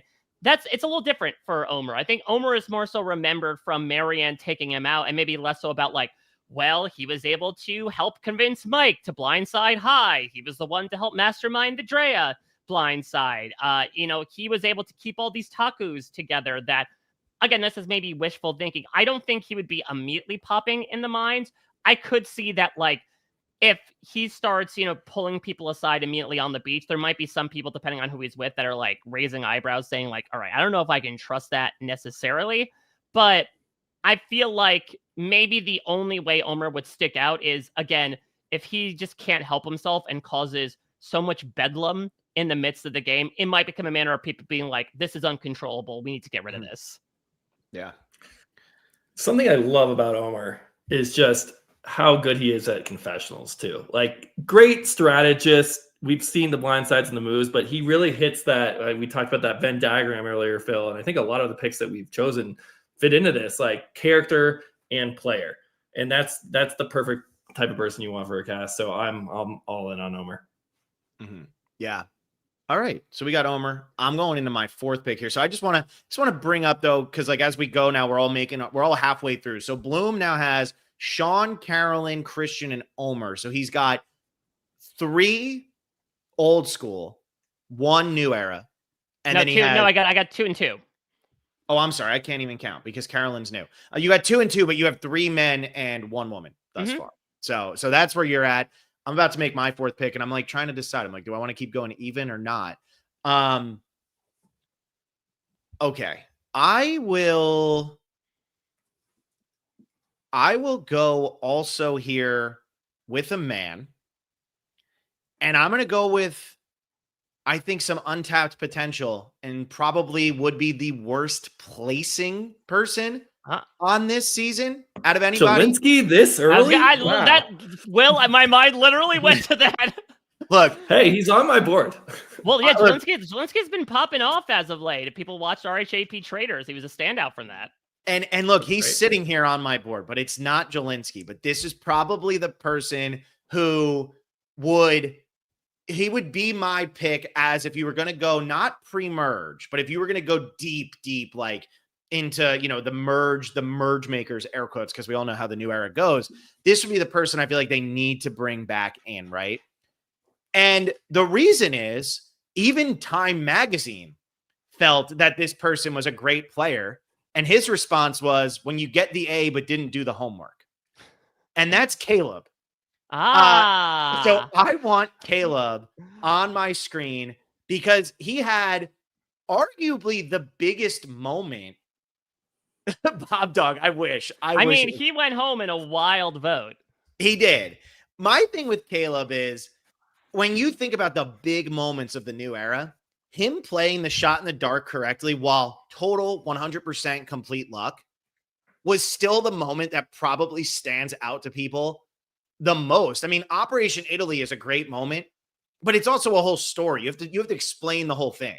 Mm-hmm. Caleb's is so simple of, Caleb played a shot in the dark and he negated the most votes in Survivor history. So I'm going to take Caleb here. He also, immediately after playing that, less than 12 hours later, was split in half. So he couldn't even make a move and do anything. And I do think, while he's very smooth, and while people talk about he has that salesman pitch and all of that, I do think that if you're playing on a season full of big targets, full of big threats, full of big personalities, Caleb is somebody that would be able to blend in a little bit better. So I'm going to take him. And now I have 3 men and only one of them is old school. So if I'm going to go another man route here, I don't know. I don't have much of an old school to pick from here. So we'll see. Yeah. What I think is so interesting, and this is going to be on the surface very apples and oranges, but Caleb being cast on season 50 would actually remind me a lot of Boston Rob being cast on the original Survivor All-Stars, where Boston Rob only appears in half the episodes, right? He is the merge boot from Marquesas, but he was like one of the biggest characters from the first half of the season. He's doing these confessionals straight out of The Godfather. He helps, work alongside Sean and Visepia in one of the other big moves in Survivor history early on, which is getting out Hunter, someone that would be like guaranteed to make the merge back in those days. And so Caleb reminds me of something similar, as like someone who was such a main character in the first half of the season, just due to the plight of Lulu and his entire narrative essentially being that, whether it is due to the charm that people were clocking from him in the preseason or just the bad luck that kept going his way, he was consistently targeted and had his back against the wall from the jump, to the point where he ends up just kind of getting his leg taken out from under him, to your point, Phil, that you think he's going to ride the wind of the shot in the dark play, negating the most votes against him in Survivor history. But nope, split tribal. Jake tries something, but the Reba stick together and he's gone at the end of the day. I think he would be someone that production would feel like had so much potential from what he brought, and the only facet missing from possible casting would be like if they only cast people who made it to the end game. If they don't, I think he would be a very likely pick here. Yeah. Well, what do you think about Caleb? We maybe just shy of like a year ago, or like whenever season 50 was announced, we got a question. I forget what podcast it's on, but it was like, all right, you have to make your winner pick for 50 right now. And this is before, this is basically right when Jeff said there's going to be returning players. Like, okay, well, you have to pick someone who's going to be on the season likely, and then pick someone who has a chance to win. I went with Caleb as my pick because, he didn't make it that far. And again, this is season 45. We're going to have 4 more seasons after this. We already had a huge players, huge threats after this. I think Caleb can absolutely blend in, and I think his chances would be very good. So he was definitely on my board, Phil. You keep snaking me here. Like I'm going to pick this player right before you do. I'm really happy to hear that. I'm really glad that I'm kind of ruining your good time here. But you're not ruining it. I mean, my team is still much better than yours, but it could be even more. It could be even better if you had your way. Exactly. So I'm halfway through my draft. I have Genevieve, Q, Malcolm, Caleb. So I also have 3 men. So Bloom and I both, we've gone 3 men each, and then just 1 woman thus far. So we're going to be a woman heavy back half of the draft here. Will, you have 2 women already, and then you have Rob Cesternino. So where are you going next? I think I just gotta take the talent that's on the board, not think about filling, your new era, your old school, your men, your women. Just take what's there. But that's a problem for last round, Will. Yeah, exactly. Yeah. I can't ignore what's available to me at this point. These 2 players are probably pretty similar, but they fit into your theme of maybe the best to never win. I don't know which order I want to go. We'll go new era first. We will take Jesse from season 43. Has to be on season 50. I mean, I don't know. It starts to feel like 43 is getting lost a little bit, especially, with Gabler being the winner, and we've now had 3 or 4 good seasons later. So I don't know if Jesse will be as threatening. Like, we keep saying this, but Jesse has to be on this season.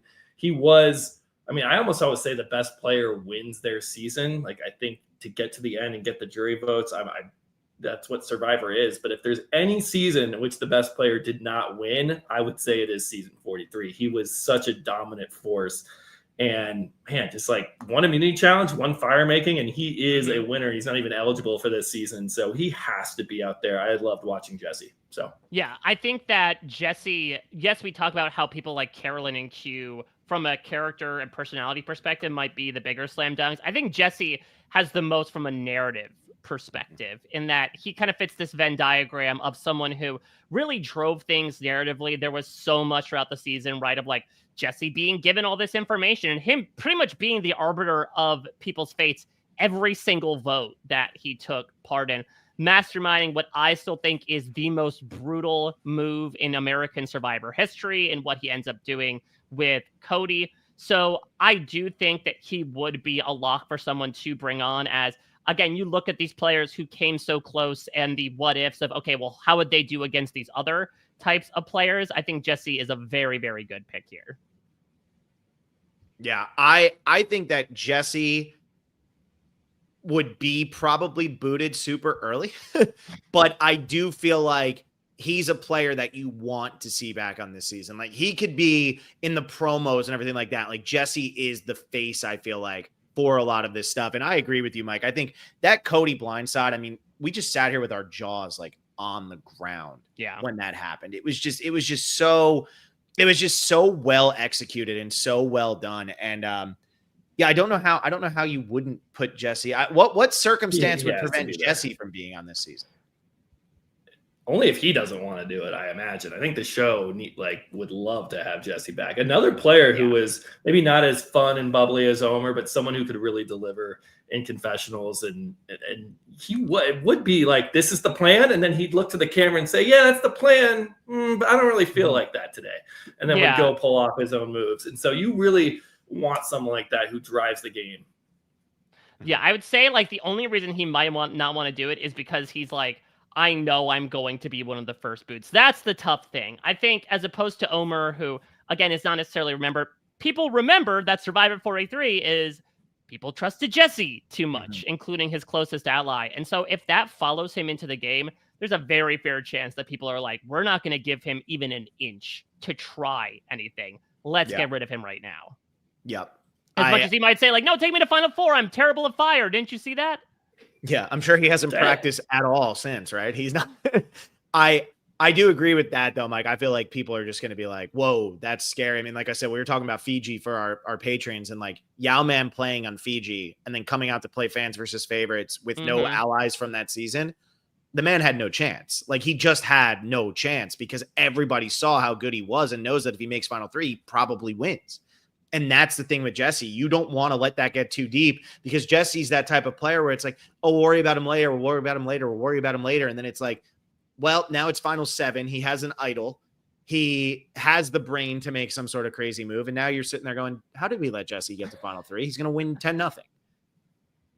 Tony did it. Tony did. No, Tony had the buffer of game changers for many reasons. Yeah, but he did it.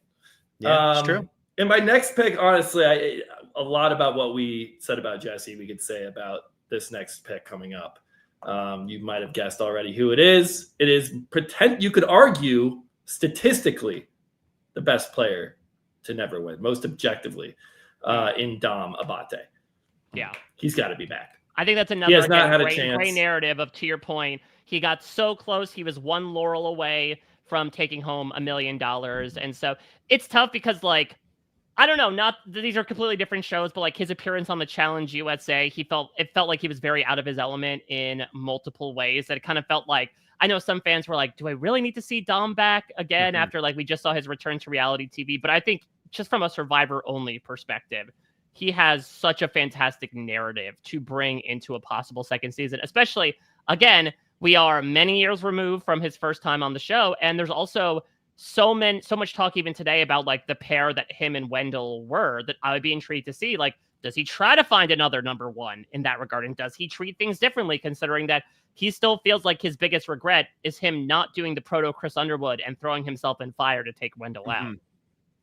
Yeah, and the interesting thing too about Dom is the Sebastian situation, where he made a kind of a fool of Sebastian, is really what cost him that game. A lot of people don't talk about that. I think that's kind of forgotten, but Sebastian, even though he's pretty invisible on that season, was so unbelievably popular with that cast that Dom kind of went after the wrong person. It's kind of what Brad did with Ty, where it made people kind of feel uncomfortable and say, why did you do that?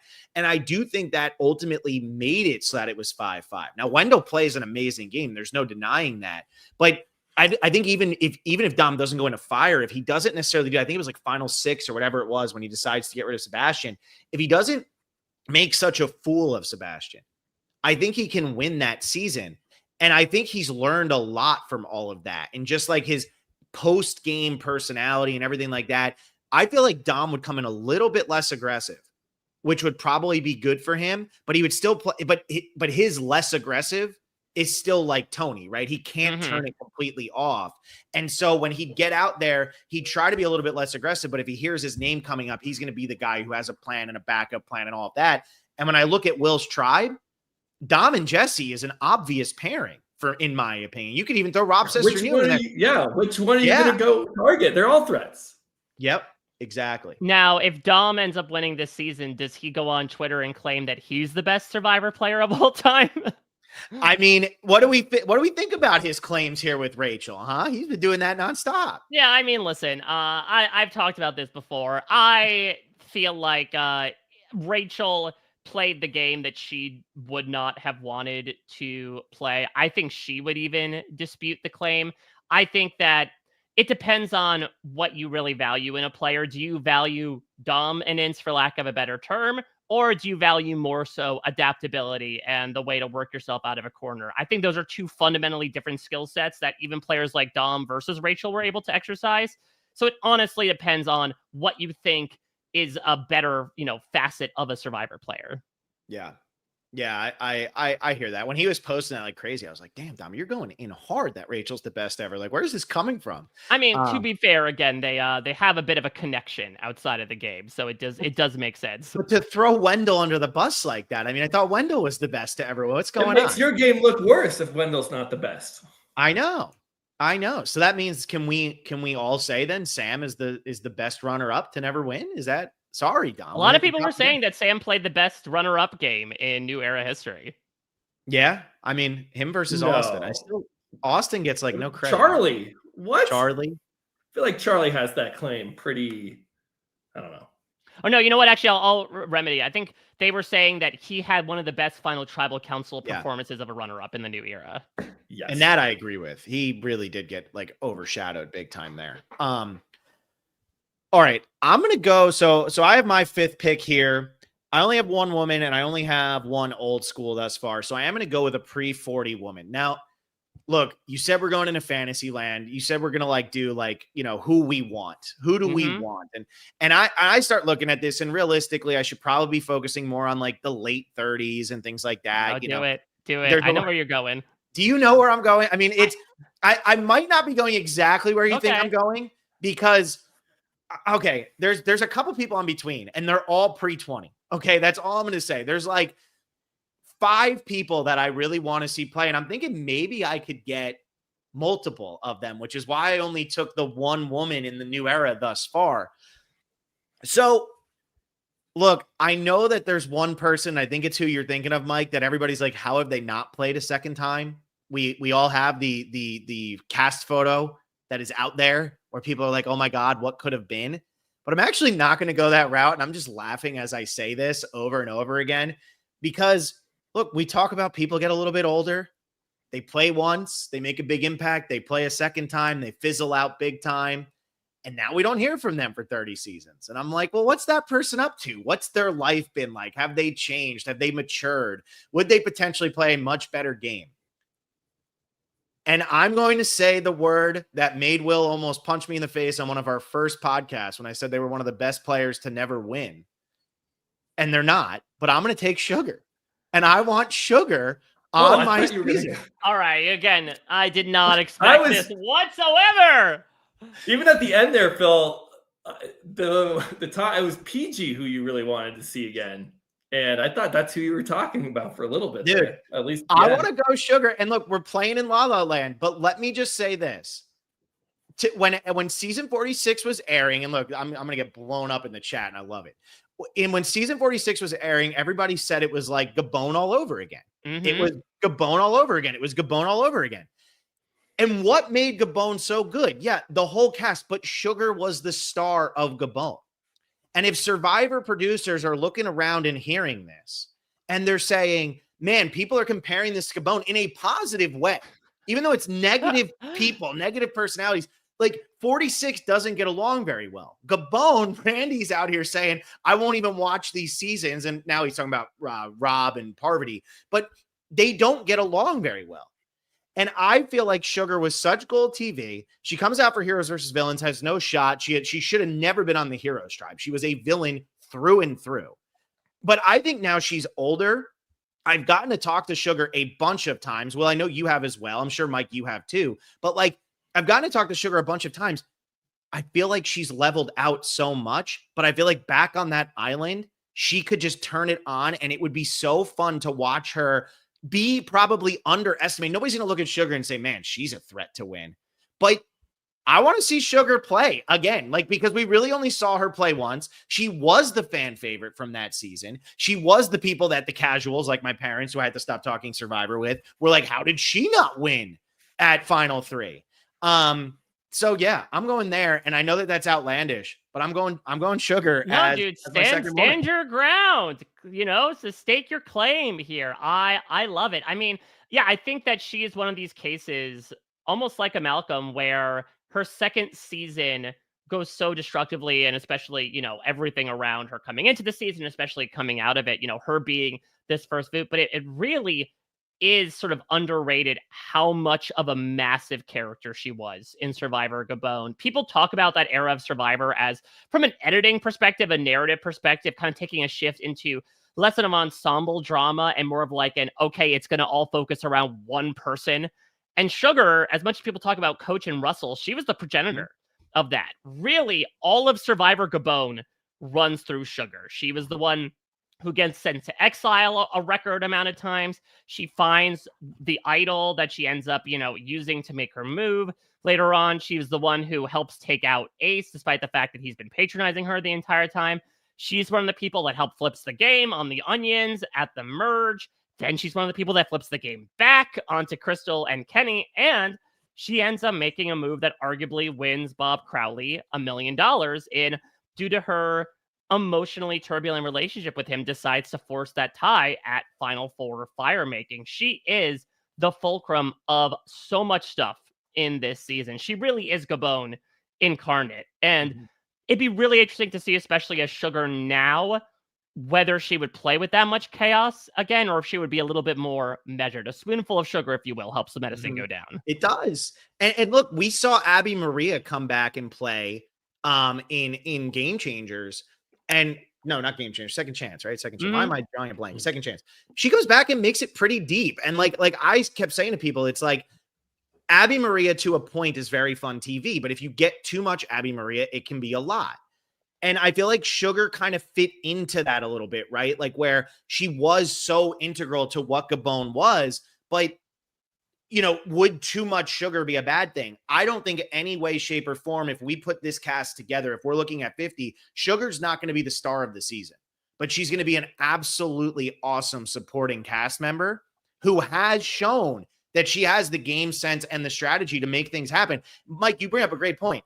In terms of when Survivor started to go to one person is the star of the show, she is that person, because in 16, that's not the case. Parvati and Amanda are kind of even. Cerie's a little bit higher than them, but not by much.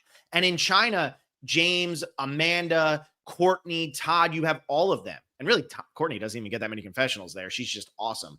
But when it came to Gabon, Sugar just started to take over the Sugar Shack and all of those things.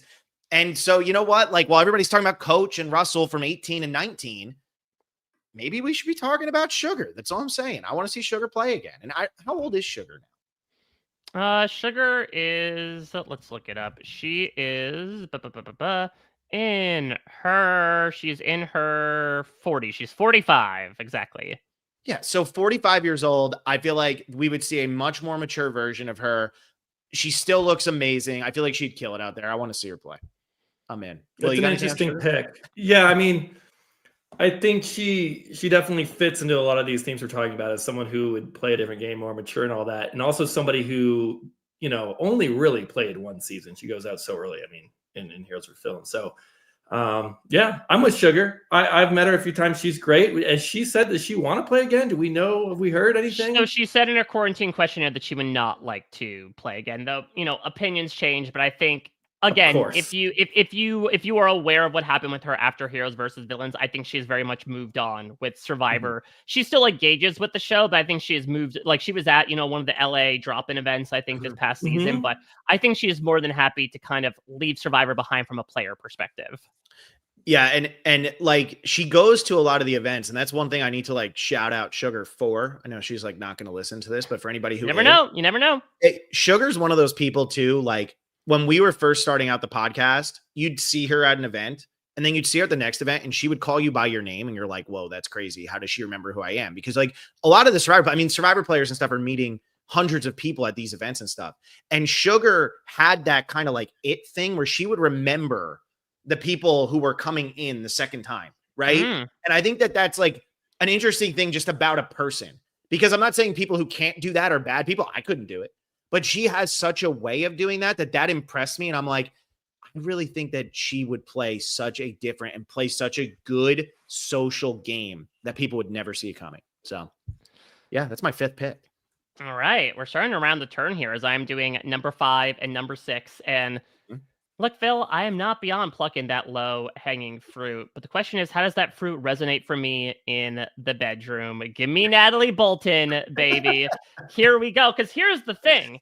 Obviously, yes, Black Widow Brigade, iconic moment, still gets talked about to this day. But it's been so interesting that we've really been experiencing the Parvisance in the past year, right? That Parvati popped up on the Traitors. She came out as queer. There was a lot around like, oh my God, let's check out what's going on with Parvati. As a result, a lot of people, new fans, fell in love with Survivor Micronesia. And what I find so interesting is Parvati did this piece in Out magazine, and it involved a photo shoot with Natalie Bolton. Natalie Bolton, who like had by and large disappeared from the fandom for so long, whether it's due to her association with Parvati or not, has kind of been brought back into the spotlight. And look, we have seen Parvati, Amanda, Cirie play a number of times, including them all coming back 4 seasons later. The 4th piece of that puzzle that we really haven't had that much experience with is Natalie Bolton. Now, maybe part of it is, to your point, Phil, she was so close to getting on Heroes versus Villains, and it didn't necessarily happen. But even just experiencing her wild-ass edit of being absolutely invisible for the first half of the season until she comes out like gangbusters in the Jason Boot episode where she talks about wanting to floss with his jugular and don't go aggro right now as we eat this chocolate cake. She is such an enigmatic force in that season. And so I think from a narrative perspective as well, bringing her in from the Black Widow Brigade would be very fun. You talk about a moment that they would replay in a montage. Of course, how many times have we seen that get replayed? So she is someone that I think has a lot of, I wouldn't even say potential as much as like what would Natalie Bolton do on Mhm. Survivor 50? Yeah, we don't know. And That's who you thought I was going to pick before, right? That's where Mhm. you thought I was going. Yeah, I mean, Natalie was my second choice out of those two, but I was like, you know what? Somebody's going to pick Natalie, so we'll get her on the season. I don't think anybody's going to pick Sugar, so let me make sure Sugar ends up here. You are valid, I think. Yeah, I think I was, but Natalie but has always been like the one person fans been like, why haven't we seen her back? Where has she been? Like just Yeah. like you said, completely disappeared. And so she'd be welcome for sure. yeah, and it is it would be cool to think about like Jeff doing the intro of that and like a player who played with three of the greatest to ever play the game. And like but never got her chance. And then Natalie with her, like, I'm out here for blood this time. Like, I went for the jugular last time. This way, I'm gonna rip their spines out. Like, who knows what she's gonna say? But it's like, I would be so excited to see that. And I think that look, when Survivor brought back, and I know obviously it's confrontational now, but when they brought back Varner and Kimmy at the same time, they knew what they were doing with that. They really did. They knew that conversation, that argument with Alicia, that the two of them and the storyline back there, to trust your fan base to remember a storyline for 28 seasons and then have it pretty much pay off. Even if they didn't play together, both of them kind of brought it on that first season. I think that they'd be more than happy to have Natalie, especially Sari and Parvati are all over the place. So like, why wouldn't you? So yeah, I'm all in on Natalie Bolton for sure. All right. And for my second one, I'll keep on going even Steven here, and I will go with New School. And it's so interesting because I think if you took the temperature of a lot of the most vocal parts of the fandom right now, they are out on this person. But what's interesting is that when we did the wish list, they not only made it to the top 50, they did make it on the cast. And that shows the staying power of Shan Smith. Oh, and I think, again, it's a little controversial, again, especially when you find out about things that we didn't necessarily see. I think that she was a bit of a controversial figure. But the fact of the matter is, when Survivor came back for the new era, there was a lot of questions, especially once the twist get rolled in of like, okay, can the show still make its magic happen, especially with the new group of players? And Shan is so responsible, I think, for recapturing a lot of that right out of the gate, here's this absolutely electric person who was able to make magic happen for so long, who, despite the fact that her tribe was winnowing, had like a stranglehold of the game, was able to be in possession of all these different advantages. Someone who was able to kind of weaponize their past as a pastor and be able to, be able to make these connections with people, also to break them at the same time. I think she is regarded as one of the best players from the 40s right now. And what's also interesting is like, it'd be interesting to see obviously how time has regarded her, but also like if she comes back, has enough time passed where people aren't necessarily thinking about Survivor 41, where maybe Shan gets underestimated all over again and we start hearing the Shantham en masse. Yeah. You've just Phil just hates Survivor season 41 with a fiery passion. And honestly, so much, Phil, that I don't even think about Survivor. It's like one of those blank spots for me. And I really don't recall 41 that well, but Shan is someone, or Shan Ricard, basically, that's all I remember from that season. Like they stick out so clearly as the best players and, very, very cutthroat, like very devious players, like just pulling one over on their entire tribe. Shan's just so polarizing. And I remember when the season started, for like the first however many episodes, I was like, this is one of the best casting choices Survivor's ever made. Yeah. And then the heel turn of Shan was like, it's like Daenerys going through King's Landing, as some feel. It's like, where'd that come from? What the hell just happened? It's like, I feel like Shan, when we did our second chance ballot, she didn't make the cut. We had her as one of our 10 people. And she didn't make the cut, which I was surprised at because I figured like she had the staying power. So it's interesting. Like you had her make the cut. We had her not. I feel like that just shows how split the fandom is. Obviously you're going to have a much bigger poll size than we did, but it's like, I feel like the fandom is a little split on her. To watch her play again. Yeah, I'd watch her play again. There's going to be drama. That there's going to be some exciting moments, whether she fizzles out or goes very deep. And I think as well, if you look at like moments to capture, the idea of Shan's blindside, I think being the first big move in the new era and sort of becomes a harbinger of what a lot of post-merge new era gameplay is, right? Yeah. Which is tallest nail gets hammered, tallest piece of grass gets clipped, whatever you want to put it. This idea of like, you want to be a big player, but don't be so big because you might get cut, like Shan, where she still has, I think, one of the best episodes of the new era where she comes in absolutely running things and then everything collapses around her. And it just leads to the ascendancy of Erica, of the Alliance around her. And it was one of the most unique episodes I can remember because, again, it was really dedicated to like the rise and fall of only one person. It was so special. And again, really showed how she was the character of the season for me. Yeah. No, I agree. I agree. She was the star of that season. I'd put her over Ricard for sure. If they were going to take one person from 41, I would say Shan over Ricard. But also, like, give me Danny McRae. I'd be happy with Danny McRae. Well, as Danny McRae might have some stipulations of like, okay, run through ahead of time the bullshit twists that are getting thrown in, and I'll determine if I want to come back. I will never forget. We did the tell-all with Danny afterwards, and Danny was like, it was awful. I told Jeff it was awful. Like, it was terrible. And like, and then he comes out and he wins the challenge. So it's like, all right, Danny. Like, under especially much more auspicious circumstances than the hourglass. Yeah. So yeah, no hourglass. Who knows how that shakes out? But yeah, I didn't type a single 41 name on my list here. So no shade to 41. It's just not the cast, but to just 41 in general. I can't bring just the myself season to itself. celebrate Survivor. Well, that's I think been a large question as well. Even if the season ends up being New Era All Stars, people are wondering like, would 41 be considered? Because 41, especially over 42, is sort of edited in a way that is more production forward than cast forward sometimes, where it's like, all right, here are the new things that we're throwing in as opposed to actually focusing on the people. So I think it unfortunately does make sense. But at the same time, I think that 41 has some really great people in the cast that in a perfect world would be fun to bring back, albeit in a less twist heavy format. Yeah. Yeah, I agree with you on that. The cast wasn't the problem. That's for sure. All right. I got to go to my next one here. So I have 3 old school. I'm sorry. I have 3 new era, 2 old school.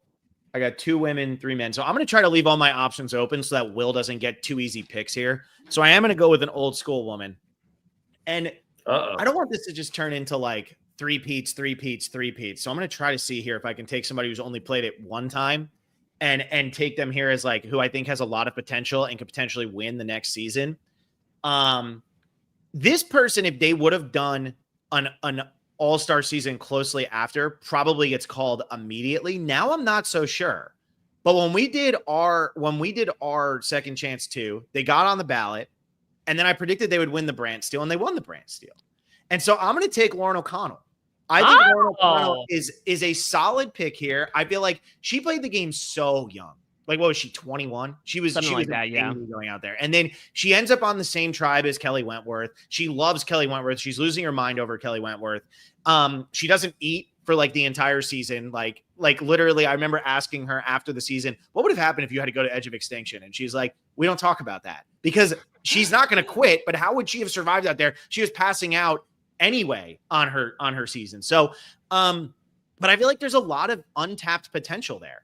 And she got so screwed by the Chris Underwood twist, right? Her and Victoria, you could go either way. But while I loved Victoria at the time, I do feel like Lauren has stayed more in the community. And I feel like Lauren would be a little bit more fun on the show. I feel like Victoria could be a little bit more game body, where Lauren is a little bit less polished, which is a good thing for this. And so I think that she would come out and I think that she would play a really strong game. And I think she as a physical threat would be probably, when I'm looking at the cast we have here, one of the strongest women out there. And really, no matter who you're putting out there, probably one of the strongest women. She was a Division I soccer player. And I just think that, you know, from a social standpoint, she's grown a lot since she played the first time, and not having the crutch of Kelly, I think would actually help her on this season. So yeah, I'm going to go Lauren O'Connell. Yeah, when I went through Edge of Extinction, you know, we had some oddness with like putting David on, putting Wentworth on, and I heard it certainly from a lot of people for leaving Lauren off, which is good because I really liked Lauren. I feel like Edge of Extinction in general has like a very fun top-heavy cast of players that are kind of largely overwritten by the returning players and this final mishigosh that happens towards the end. And I also feel bad for Lauren in that, like, she just seemed to be kind of a shell of a person by the end. You know, I always remember especially in hindsight. Unfortunately, the first confessional of her react to the returning players coming over the bow of the ship and being like, oh, is that Joe? And she brought a lot of fun to that unfortunately ebbs away due to the circumstances. And so I think she would be, again, one of these fun players that you see in a typical all-star season of like, oh, they're coming back. But like the more you look at their history, and especially the more that you would imagine, hopefully see them on the screen in their second season, you'd be like, okay, yeah, this makes sense. Almost like her BFF Kelly Wentworth herself. Yeah, exactly. And really, like, what was it? Lauren, I haven't watched Edge of Extinction since it aired, but Lauren essentially was told, we know you have an idol. Like, Chris came back into the game and was like, we know you have an idol. There's nothing you can do. Play it this way. And it blew up her game. Like, yeah, and then there was also the whole thing where like Rick led her to find the fake idol, and so she played that and got a little bit of egg on her face and then got booted for it. Yeah, I think there's a lot of untapped potential. And I mean, honestly, like Victoria or Lauren easily could have won Edge of Extinction had the Edge of Extinction twist not been in the game, which is crazy to think about.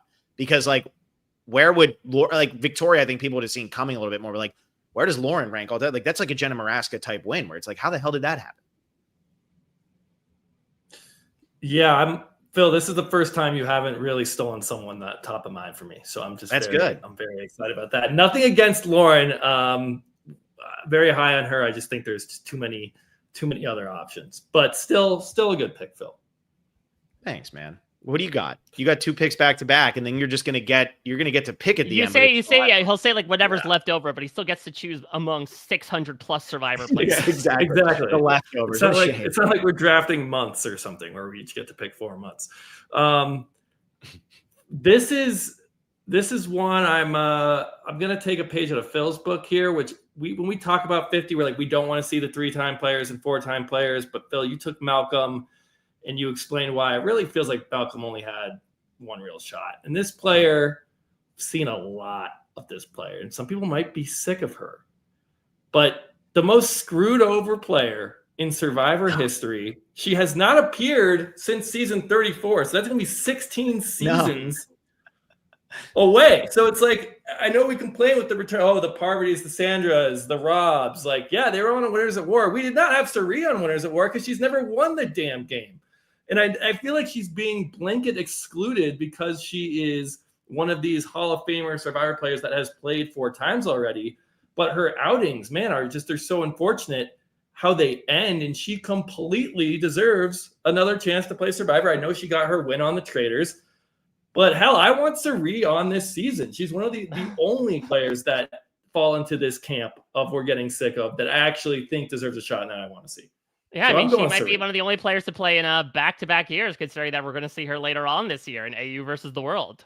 Yeah, exactly. And the thing with Sari is it's almost like, okay, I think the Survivor fandom would be excited about Sari, but are the people who like casually watch Survivor and then watch all these other reality shows too, are they going to be like, oh my God, we've seen her so many times, that's enough? Because now she's done the Traders. She's done Snake in the Grass, right? You brought that up. She did Snake in the Grass. She did Big Brother. Now she's doing Survivor or AU versus the World. Would it be too much Sari at one time? Even though Survivor US watchers haven't seen her in 16 seasons and have never seen her win, would other reality TV fans be like, it's enough Sari? What do you think, Mike? Is there such thing as exhaustion from Sari? No, because again, yes, there might be people that are watching all of these shows, but they're much fewer than those that are just watching Survivor. And to Will's point, have not seen Sari on since 2017. Who, again, looking at the results of that first survey I did, like I was a little surprised to see people like Boston Rob and Tyson and Parvati show up there. But the fact of the matter is, I think for a lot of the audience, like that's their comfort food. That we all kind of have these types of players that, oh, wouldn't it be fun if they got this chance again since they haven't in such a long time? But there are players that time and time again bring the entertainment, bring the gameplay. And I think Sari is one of them. I think of those players, Sari would be the one that would be most eager to do it. She is someone who has basically said, like, I'll go out to Survivor anytime, any place, because I love the game that much, considering what we're going to see her do later on this year. I do think it's odd because, yeah, I think if you did a best to never win, Sari has to be on there. But like, it'd be so interesting to have her for the 5th time against like someone who's on for their 2nd. But Sari is my favorite Survivor player of all time. I'm never going to quibble with adding her to really any draft, though I would like to see her not be on 50 and go on the Amazing Race so she could be the first player on to complete the CBS reality trifecta. I could see that. I mean, that does make sense. My biggest problem with Suri playing on the season is she hasn't won yet. How does she win? Like, how does anybody let Suri get to Final Four? I mean, game changers. She was probably one of the biggest threats coming in. Like, oh, she's actually a game changer, and she made it to Final Six and was only taken out because she was the only one without a trinket in her pocket. I mean, was anybody Suri makes her magic work? The problem with Suri is that, like, she's not going to win an immunity challenge, right? So it's like, at Final Four back when she last played that you could vote her out at Final Four. Like, if you let Suri get to Final Three, you're crazy.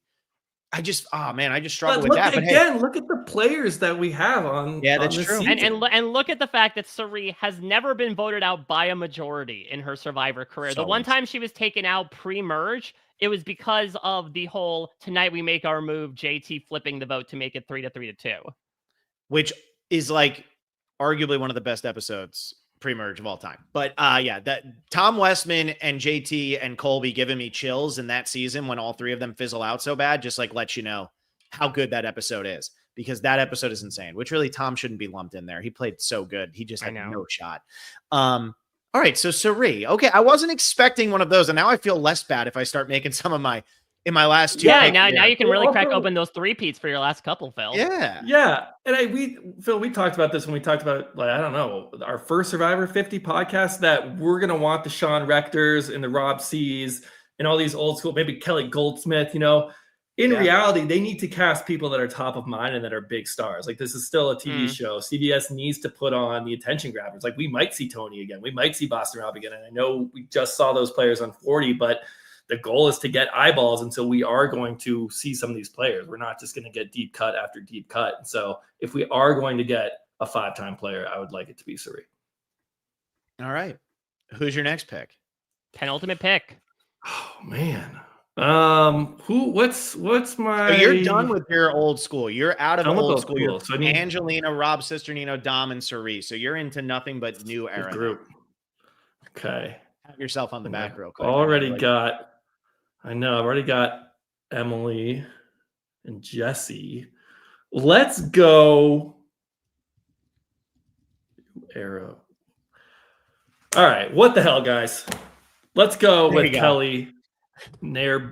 I cannot never pronounce her last name. Kelly Nalbandian. Oh wow, Nalbandian. Guys. What the hell, guys? Someone who big threat to win. Just another player who can, I think, just slide under the radar with all these big names. She did not last that far on her season, despite being a strategic force and a big narrator to the audience. But I think, other players looking at her, your eyes don't go to Kelly immediately and say, we have to get rid of her, especially when you have Dom, Jesse, Suri on your tribe. So I like Kelly. I think she could really come out and has a chance to win in her second attempt. So yeah. Kelly kind of falls into that Caleb zone of like, oh, what could have been. And I feel like she was playing such a strong game and she really had her finger on the pulse and they just blindsided her. I mean, it happens, right? Like, I mean, Mike, we keep talking about a little bit of Australian Survivor here, but it's like the Matt Rogers thing. It's like, dude, that guy was so good at Survivor. Sometimes it just happens. And that's how I feel with Kelly. Like, Kelly had no idea it was coming, and Kelly would play such a more paranoid game, which I think was the one thing that was missing from her first game. I think she got a little too comfortable, but there's a lot of potential there. And I'm all in on Kelly playing again. She was on my list, and I was kind of waiting on the New Era women because I'm like, do I want to take another New Era woman here? But I wanted to, like, Kelly was going to be one of those people that was like, we got to make sure she gets represented on this season. So, Will, I'm glad you took her. So I didn't need to use a pick on that. But Mike, what do you think about Kelly? I mean, it's weird to say, but I kind of put her in the same boat as the person that booted before her in Caleb. And that I think that, like, you look at her placement, the 10th placer, and you're like, okay, well, we wouldn't necessarily want to have her on the cast compared to people who made it to the end game. But again, from a narrative perspective, I do think that blindside is one of the most remembered of this season. I think also a bit of a spot in maybe a period in the new era where some people felt they were a little too nice about getting voted out. The raw emotions on Kelly's face paved the way for a lot of salty reactions, especially from Survivor 47's perspective. And I think as well, if you talk about potential and somebody who, yes, was in this odd position of like, didn't go to tribal council in the pre-merge, but was the reason why she was taken out was because Reba made their first major move as a block and felt, okay, she is the most threatening out of this group. Let's not take out, Bruce is safe right now, but let's not take out Jake. Like, I think that her getting cut as kind of first blood was going to be representative of what was to come for that patch of the season, that chapter of the season, which is the fall of Bello. And so I would certainly like to see it. I don't know if she would be top of mind to producers to bring back, but I could see it. She could be a bit of like a diamond in the rough. Oh, we saw a lot in her, and so position be damned. Let's bring her back for another time. Yeah. Yeah, and that's where it's Go ahead, Will. Well, she got brought out to some live event with Jeff. It was her literal it was her episode. Yeah. Yes. And so I don't know. I mean, there seems to if they're already, and this was before I think the On Fire podcast existed, or maybe they were one season into it. That in 44, so it was the On Fire podcast was happening. So very early, and so I think they're getting cozier with bringing players on to participate in these things, and the fact that she's done it already might help her chances. Yeah, I was just gonna say with Kelly, what's interesting is like when you start to think about. Jeff said we're down to 100 players or something like that. Now we might be down to 50. And when you start to think about that, it's like, does Kelly make that list? And does Lauren O'Connell make that list? Because when I'm looking at my group of people here, I feel like those two kind of fall into the same boat of very popular on their seasons. But the further you move away, maybe like not top of mind for producers and maybe not top of mind even for people now that aren't talking about it nonstop. And so for me, I wonder how the producers are making those cuts. Like, what is separating a Lauren O'Connell and a Kelly Nalbandian from I don't know, like I'm looking at the way like a Venus or a Maria or an Emily or like what are we doing here? What's the difference? And how are you making that cut? It's very hard. And yeah, I mean, even as I'm looking at this now, I'm like, I have 2 picks left. I have one old school, one new school, and it's like one man, one woman. This is no easy task. I feel like we're leaving so much gold on the board. So I can't even imagine how it is when it's like your actual darlings, not made up like us. Like we don't have connections to these people the way the producers do. So yeah, that's tough. Kelly's a good pick though. I like Kelly.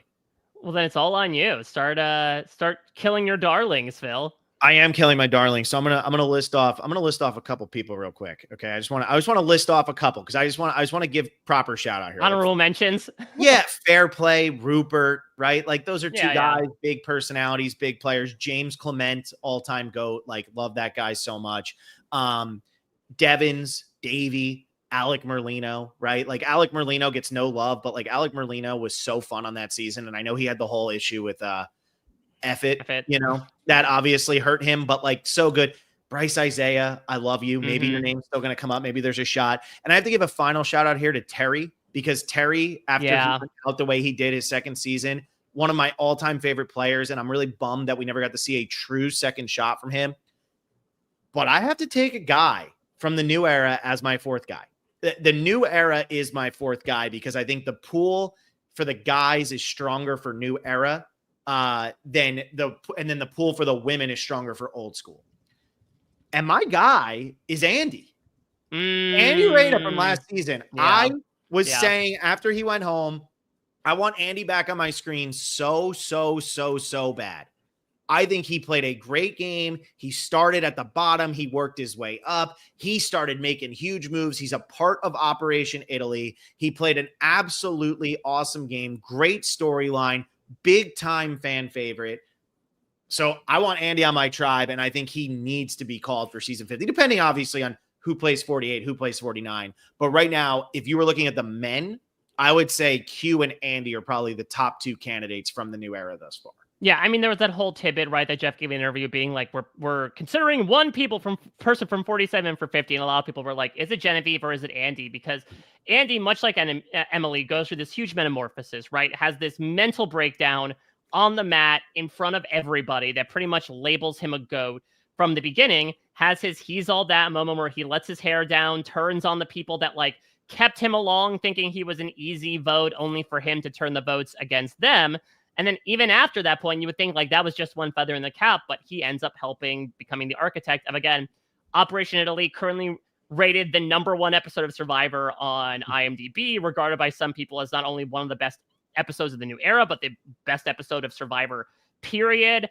This guy really had kind of everything contained in a player that they would want to bring back, in that he was a character, he had a narrative, and he is able and wants to make big moves. And even from like an unfulfilled perspective, he gets clipped by the fact that he would not have gone in that tribal council if Rachel didn't have an idol, right? Yep. Like, and maybe Rachel played it up so that she would purposely get all the votes on her. But just when we think Andy has built all this momentum up, he gets clipped out when he ends up spilling to Rachel, like, I'm actually a player that was able to make a lot of moves behind the scenes. And she's like, you're right. And that's why I'm getting rid of you single-handedly. So I absolutely agree. I think Andy checks so many boxes at this point. Plus, we got to see him, fornicate with more challenge props for an entire season. Yes, that is the highlight of the show. Was the edit did him dirty with those. My goodness, Will, Andy.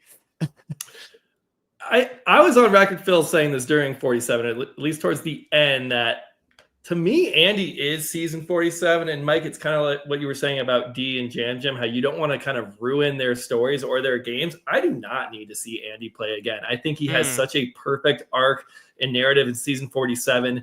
And anything more, it would feel almost disingenuous to his story. If he comes out and he's like this cocky guy and he's so confident with his Survivor moves and skills, I don't know if I want to even see that. Like, I'm so happy that he went from GOAT to Big Threat getting idled out, that it's like such a tight little story.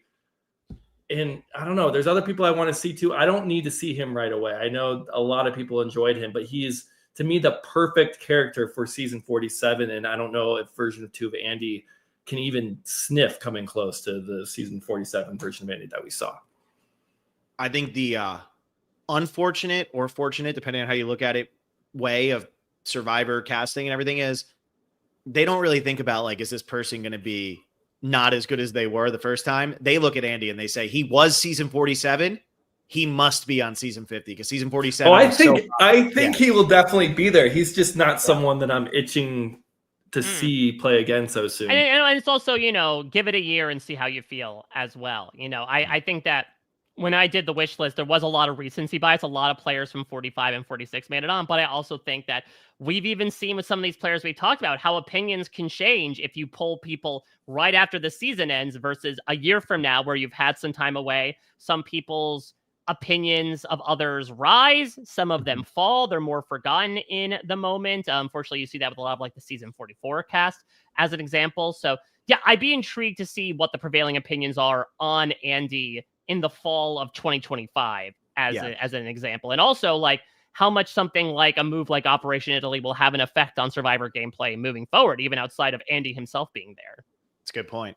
Yeah. Andy, I feel like Andy's still going to be talked about in fall of 2025. I feel like he's going to be top of mind for a little bit here. I really do.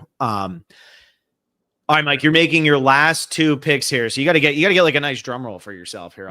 So this is all right. So I will start with what I think is the easier one for me. I'll start with my new era one to close out my 4 there. And I look at my new era and I have Carolyn, Omer, and Shannon. I'm also thinking about like what I want to see this group as a tribe and what additional mess do I want to throw in.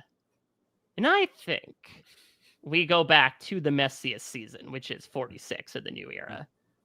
And I think we go Venus here. You gotta go Venus Vafa, one of the biggest lightning rods of a player throughout the new era. Someone who, again, had her own storyline of being like, damn my tribe, helping get rid of them, or so she claims, then becoming one of the last 2 people. And yet again, someone who got voted out with an idol in her pocket. Venus, is to say she's a fiery personality would be an absolute understatement. She is going to tell you what she thinks of you, will say what's on her mind. I don't even think that her gameplay is going to change from the first time out. Like, that's, again, just Venus to her core. She is going to be blunt. She is going to be cutting.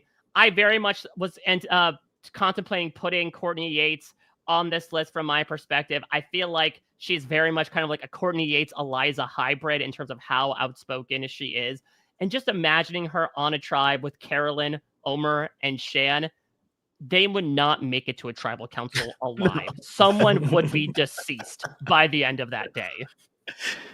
And like, you have the added like Natalie Bolton in there too. Oh, and like, Natalie Bolton thrown in, yeah. That's a Like, messy imagine group right there. Natalie Bolton and Venus having a conversation on day one, and then the confessionals immediately after would just be glorious. Like, they would just be glorious. The shame of picking Andy was when I picked Andy, I knew that meant I couldn't pick Venus because And I was going to say, if you had picked Venus, I would have picked Andy. So yeah, and that was down to go. Those were the two people I was between, but I decided I'd rather take a new era or an old school woman than an old school man. But that's who I was between, and I'm really happy you picked Venus because there's no way you don't put. I mean, I don't know if production will call Venus based on her that's the ex thing, antics, but we'll see. I love it. All right. Yeah, well, define the gesture that you made right there. I was just afraid you were going to take somebody else. That's all I'll say. Okay, there might be someone in mind that I was definitely contemplating with as well, but my new school submissions are closed, and so I have one more old school pick. I'll give some honorable mentions here. I mentioned Courtney. I think she would be great to bring back. Amanda, I know I sort of said, I don't know how many times we need to see her back, but I think she is in a really interesting perspective in just how different she is now, and she has shown eagerness to come back. So some other people like a Chaos Cass is another fun example. Jonathan Penner, I would love to see come back, especially given all that he's gone on with in his life. And then, our twosome of old schoolers that were left behind in the second chance vote in Shane and T-Bird. I wish I could make room for them. I sadly cannot. And I want to have Borneo represented. So maybe I'm manifesting this for the two of you.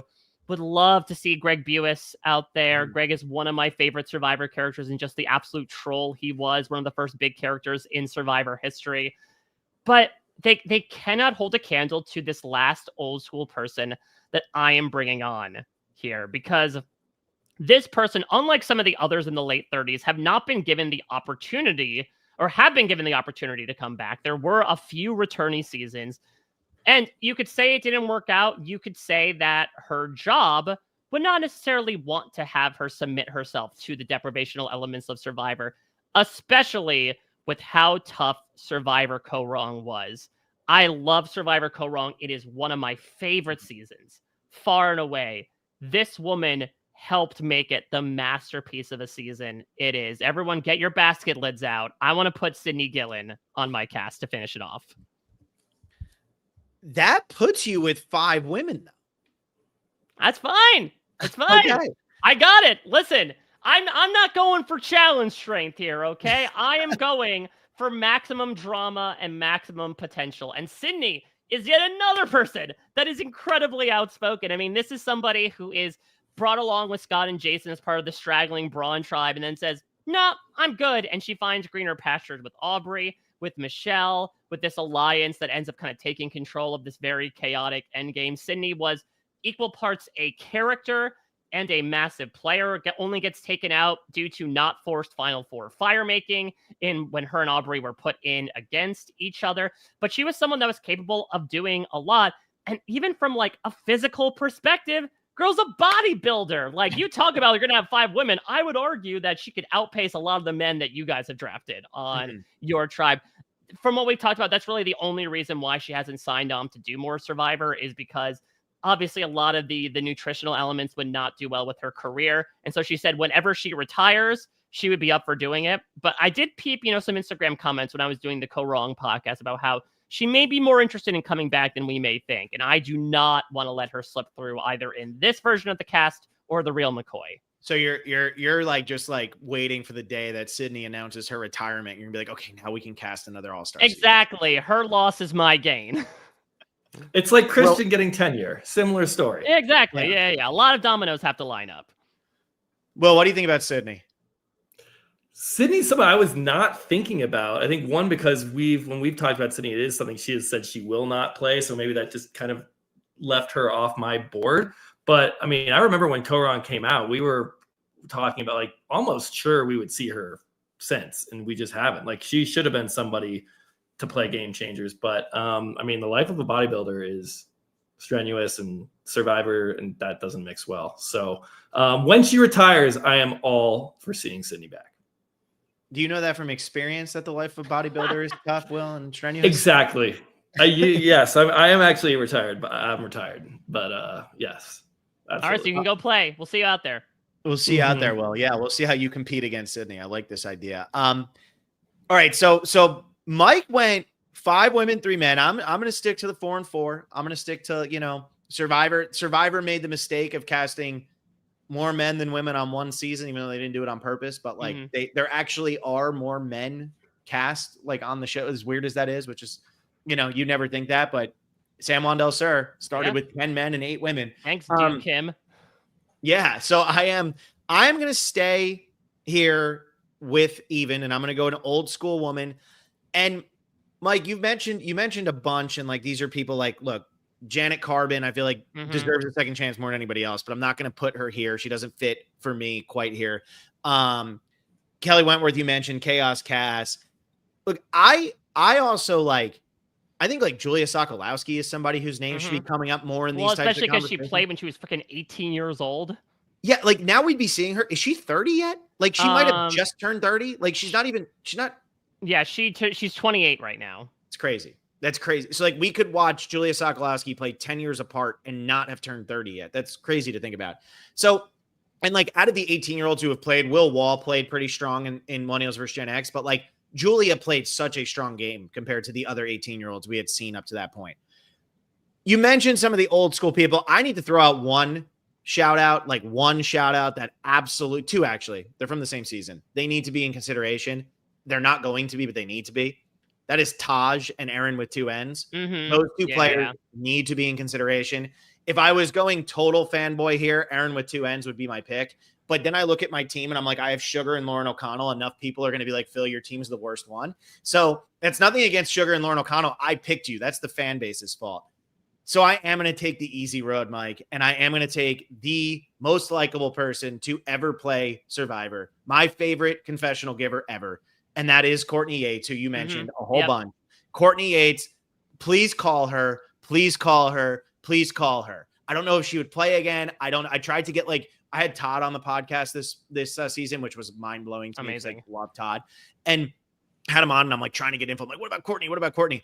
And he wouldn't say anything. I'm like, please, just like somebody. I'm like, whoever's listening to this conversation, the people at StreamYard who are, eavesdropping, please, somebody hear us talking about Courtney as positively as we are and find a way to get her on the season, because her season 20 game, if she survives the boot, she very well could have been your winner of Heroes versus Villains. That's what people say. If you swap her and Sandra, do the places replicate?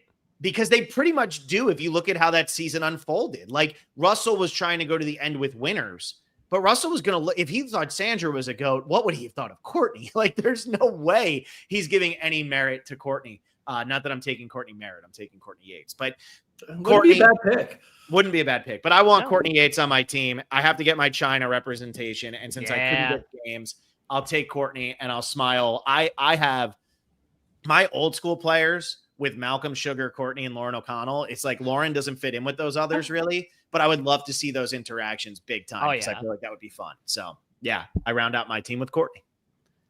Yeah, I think that Courtney, put her on the Traitors. I think this is perfect. I know the big story, right, was that she went out to China purposely thinking she'd get voted out first and get a free vacation out of it, only for her to become a couple votes away from winning the entire thing, which is so fantastic. But we just need more Courtney giving confessionals on our screens, because it has been so long we have gotten depleted of content from, to your point, one of the funniest characters in Survivor history. Yeah, and someone else too that their second appearance barely counts. Yeah. I think a lot of people always go to Courtney it was 11th place and got this many confessionals, and someone from JD from 41 got twice as many as her. Yeah, I think she only got 5 confessionals in the whole season. I think JD got more than her in one episode, which is just mind-blowing, depressing, because she's total. And I mean, her doing this, how does that not get you 10 more confessionals on that season? That's the best part of Heroes. Or telling them to break Stephanie's shoulder right before they dislocate her shoulder. No, I know, it's so good. So I have two Heroes versus Villains players on my cast, but they never actually saw each other except for at Ponderosa pre-game. So, or no, Courtney didn't even get to hang out with Sugar. No, because Courtney made the jury. So yeah, I got Courtney. Will, I wrote down the name I think you're going with. Oh, interesting. I think you probably have a good idea. This is tough. I think the half new era, half old school stipulation really made me like kill some darlings. I mean, Phil, Heidi Strobel, someone I want back so badly now. Yeah, Heidi Hamels. Heidi now Hamels, but maybe might not be Hamels anymore. I think she would be just an iconic Survivor player, and I think a really underrated strategist too, who just never played again, and would be someone great to have on 50, and would be on a tribe with Rob. But I can't go there. I already have my old school people. And then also Kenny from Gabon is someone who I've always wanted to see return. Kenny. And I was not able to squeeze him in here. But those are the two where I have to give my honorable mentions. But looking at this tribe, I guess I just listened to Mike early on when he said best to never win. Because when you look at the men on my tribe, I have Rob C., Jesse, and Dom. Yeah, look at that. Arguably the three best players to never win. And you have Sari. Yes, and Sari, of course. I was just looking at the men because I have one more male spot here to fill. And so when we're thinking best to never win, and I have to do a new era person. So I am going to go to season 46. And I am going to go Jelinski as my last pick. Yes. We've seen Charlie's game. He was good. But like, I need some more chaos on my Hell tribe. yeah, man. And Hell yeah. I want to get Jelinski and mix it up with those can be the four men, Rob, C, Dom, and Jesse with Jelinski. And that's just a great group right there. He was so good on his one episode. I think if we are going to kind of do a pound for pound, who brought it, like the most entertainment in the least amount of time, Jelinski might be like number one in Survivor history. Like, no, I'm not even kidding. I got the very fortunate opportunity to go out there in the preseason of 46 and get to talk with the contestants and see the first few days of it.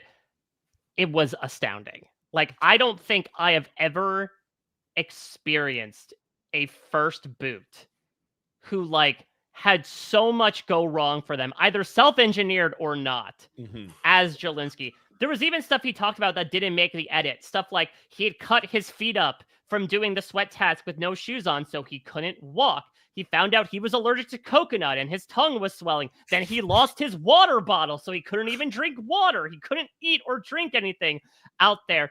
It was like a Murphy's Law, but again, so much of this was self-inflicted between quitting the sweat task, between going to the journey, and then immediately saying, I'm not a liar. Please make sure I don't have a vote. Like, it is mind-boggling.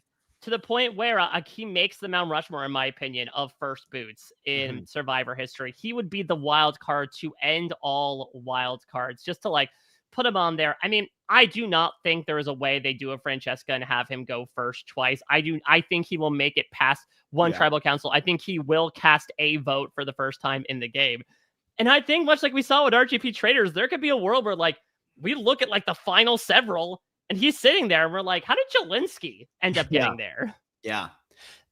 Jelinski is just so funny. And like you said, Mike, like there's a use for him on the tribe, and that tribe realized after they got rid of him, the next challenge Jelinski would have been absolutely perfect for. And I feel like Jelinski, like he has game. He is a very social guy. He is very likable. I would love to see it. I would love to see Jelinski play again. I don't know if they'll go that deep, but if you're going to take a first boot, he's the only one in consideration, right? Yeah. And why not take a first boot? Like, if we are going to celebrate Survivor as a whole, like celebrate all of it, celebrate the good, celebrate the bad, have one person come back who literally was the first person booted from their season, and just, give us the whole package. And yeah, he's amazing. That journey, man, that was tough. Yeah. He got like, if you are in that position, it's just kind of like, what are you supposed to do? And like, did he handle it the best way possible? No, but like, it's not an easy situation to breeze through. And then you're going against Maria, who is on you. I think in retrospect, would she have made Tevin and Jelinski play rock, paper, scissors to figure out who she would pick? Oh my God. Yeah. Look, Maria was another name that I had on here. I'm just saying. Nobody brought up Maria. But was pretty strong, huh? Yeah, but, I mean, it is. I think there's full of just wild, calamitous characters. That's why I love it so much. But also, you could argue the game changer that is Jelinski. Not only did he appear, many times in the season with the whole instance of several, he kind of broke the sweat challenge as it is, right? Because now we had in 47 this whole like, all right, one person each does a battle for supplies. We're no longer doing the thing back at the beaches. And Jelinski is maybe partially responsible for that because they were not happy when they found out that this guy smashed a prop and festooned the beach with broken glass. Yeah.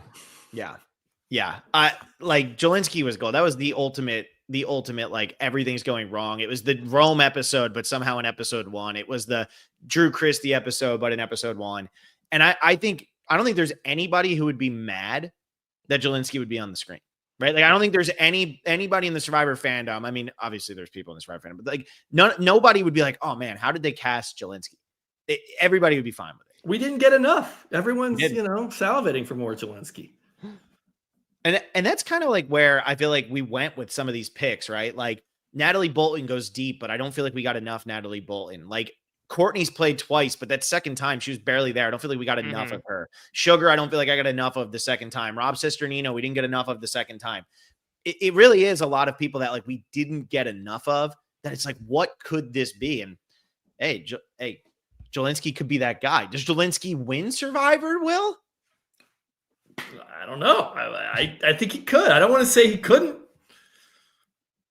You can never, infamously, Jeff said at the mat of that very season that some of you right now are never going to win the game. I think Jelinski could make it far. I don't know if, unless like he is sitting against two people that everyone just despises, I think there's going to be a lot of like, well, you impressed us. But at the end of the day, you were able to skate by the fact that you spent 3 days in this game before and never cast a vote. Yeah.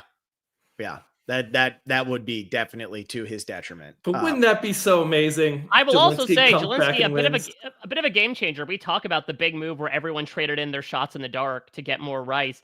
Jelinski at that first tribal council jokingly asked Yanu, "Can we all play our shots in the dark? Wouldn't that be fun?" So he manifested that idea before it even became a possibility.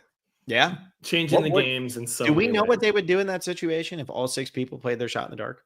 Well, there's only one scroll, right? No, I think they all get a one. There's only one safe scroll, so then that person comes safe, and then they do a revote, probably. I think, yeah, the one person that's safe would get their vote back, maybe. And they would just. Then they get soul. Then they get soul power. Yeah. That's fun. Interesting. It's a good idea. All right, so we have our 24 people. We have our tribes of 8. In the hope. I mean, look, if they're going to try to do this as 18 people, I don't know. Like, you can't do a 3 tribe of 8. It was hard enough with 24. Yeah, exactly. We need at least 24. No, I imagine that. I would hope maybe manifesting. I think they're going to go back up to 20 at least. Like, I think at least 20. I think that's in the cards. I think to your point, Will, it's going to be because they get a little bit of like extra leeway from this being such a big season for them to expand things considerably in many different ways. I think they will.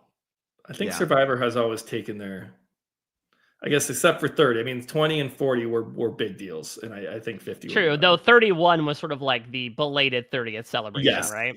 Yeah, that's a good point. All right, let's run through these one more time then, so everybody knows who we got.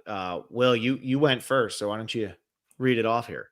Sure. I'm not sure if I remember my exact order. I have your order if you need it. I think I do. Angelina, Rob Cesternino, Emily, Jesse, Dom, Sari, Kelly, Jelinski. That's a tribe right there. That's a tribe. That is a tribe. I went Genevieve, Q, Malcolm, Caleb, Sugar, Lauren O'Connell, Andy, and Courtney Yates. I mean, that's such a strong start. And then I just got into the people I wanted on my team. Which is what matters at the end of the day. Like, you want to go to bed happy with the group that you drafted. Audience vote be damned. If that was a tribe on Survivor, that better be the final 8. That's all I know. That better be the final 8. Top 8, baby. And then for me, we've got, of course, Sean Rector bringing it back from 4. We've got recent trader Carolyn. We've got Christian. We've got Omer. We've got Natalie Bolton. We've got Shan. We've got Venus. And we've got Sydney. Team mess. This is going to be the hot mess tribe. There's always a hot mess tribe in these 3 tribe seasons. So I am more than happy for this group to go to tribal council time after time in the pre-merge because it will be delicious. Sean better just keep surviving those tribals though, so he can do exactly what he did on Mata Amo. I'd say he's used to it, right? All he knows to do in Survivor is to go to tribal council. I think he didn't go to 2 in his Survivor career. Unbelievable. And that was only because that tribe swap could not have worked out any more unfair than it did with Pascal and the 4 ladies. That was just insane. All right. We have anything else? What do you guys think? Like, I don't know how to end this podcast now. We're at 2.5 hours, which is exactly what I anticipated. Let's be real. But was there anything else that we should have discussed or needed to talk about with this grouping? I mean, suffice it to say, this will not be the only discussion that will be had about Survivor 50, just in general amongst the fandom. But I'm happy to reopen the discussion now that we are officially in the year that the season will film. It's so crazy to think about. And by the time the next season ends, we're going to know probably who's out there. Like, let's be real. We're going to know. What's also crazy is we have 48 completely, shot in the bank, and there's probably some standouts there. They're getting ready to shoot for. Is there someone on 49 like a Russell on Samoa that's so good that's going to bump someone? I mean, we had a tough time doing this by extending the cast from 18 to 24, and we have 2 more seasons to fill. So it just goes to show how difficult this process is for them. And just, I mean, the amount of people that could return and want to return and that we want to see return. There's so many. There's going to be some disappointment. So I guess brace yourself for that, but be excited that we're going to get a returning season. Yeah, I'm excited. Mike, it's always a pleasure. We got to do this more often. It's crazy that for as many hours of podcasting as we do, we somehow haven't talked in 4 years. I was going to say, I'll see you in 2029. No, I mean, anytime you make the invite, I will be there. This was such a great time. I loved getting to talk with the 2 of you guys. Great to talk with you, Will, for the first time on Mike. Great and getting to put this into motion, to continue to, again, get everyone's thoughts about what they would want to see from Survivor 50. Because if I learned anything from this summer, everyone kind of views it a little bit differently in terms of what they want, who they want, etc. So excited for yet another chance to sort of crack open the Survivor fandom's mind, see what they want, and to get me properly hyped for this monumental season to film this year. But we will also have another season on the horizon that I did get to go onto set for as well. And I'm very excited to introduce the castaways of Survivor 48 to you if and when they drop. If and when. I like that. If they drop, because we might just go straight to 50. Who knows? What are you doing in the off season, Mike? So right now, just running about fits and starts of reality TV stuff on parade.com. The big thing that I am working on from the reality TV podcast perspective is a brand new show called Reality Flash, which is basically like RHAP's big breaking news podcast.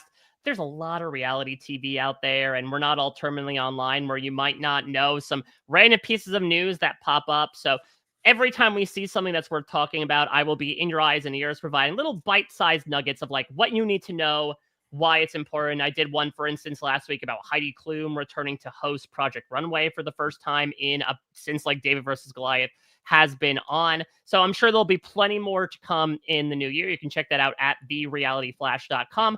Otherwise, of course, I'm going to be podcasting, writing, talking about something out there at some point. That's just how I occupy every breath I take. You can check out everything I'm doing on all forms of social media, including Cameo, at a Mike Bloom type. There you go. Awesome. Well, thank you so much, Mike. Everybody else, become a patron, patreon.com/the specialist. We are going nonstop over there. Every season matters. We are talking about Fiji right now, and then we'll be diving into the best stretch of Survivor ever. So get excited for that. Right. Also, like I've said a couple times, I'm doing Australian Survivor All-Stars right now. So that's airing every Friday. I talk about 3 episodes at a time. I thought I would do more. There's no way I can do more than 3 episodes of the hour and 15-minute show and also work a full-time job. Blake and I are recapping Deal or No Deal Island. Will and I are recapping The Traders. So make sure you check out both of those episodes. Traders, both those shows had very hot starts. I got to say, I was very pleased with the changes both shows. I mean, and you could argue the first boot of Gandhi, very Jelinski-esque, and just making a litany of mistakes. Yes, that poor man. He just made as many mistakes as possible and did not take a 67% chance of advancing when he had the opportunity. So we'll see how that show continues on, but it's nice to see Parvati on the screen, and it's nice that I know who the hell David is, because he is something else. But that's it. Like the video, subscribe to the channel, and we will see you all next week. See ya.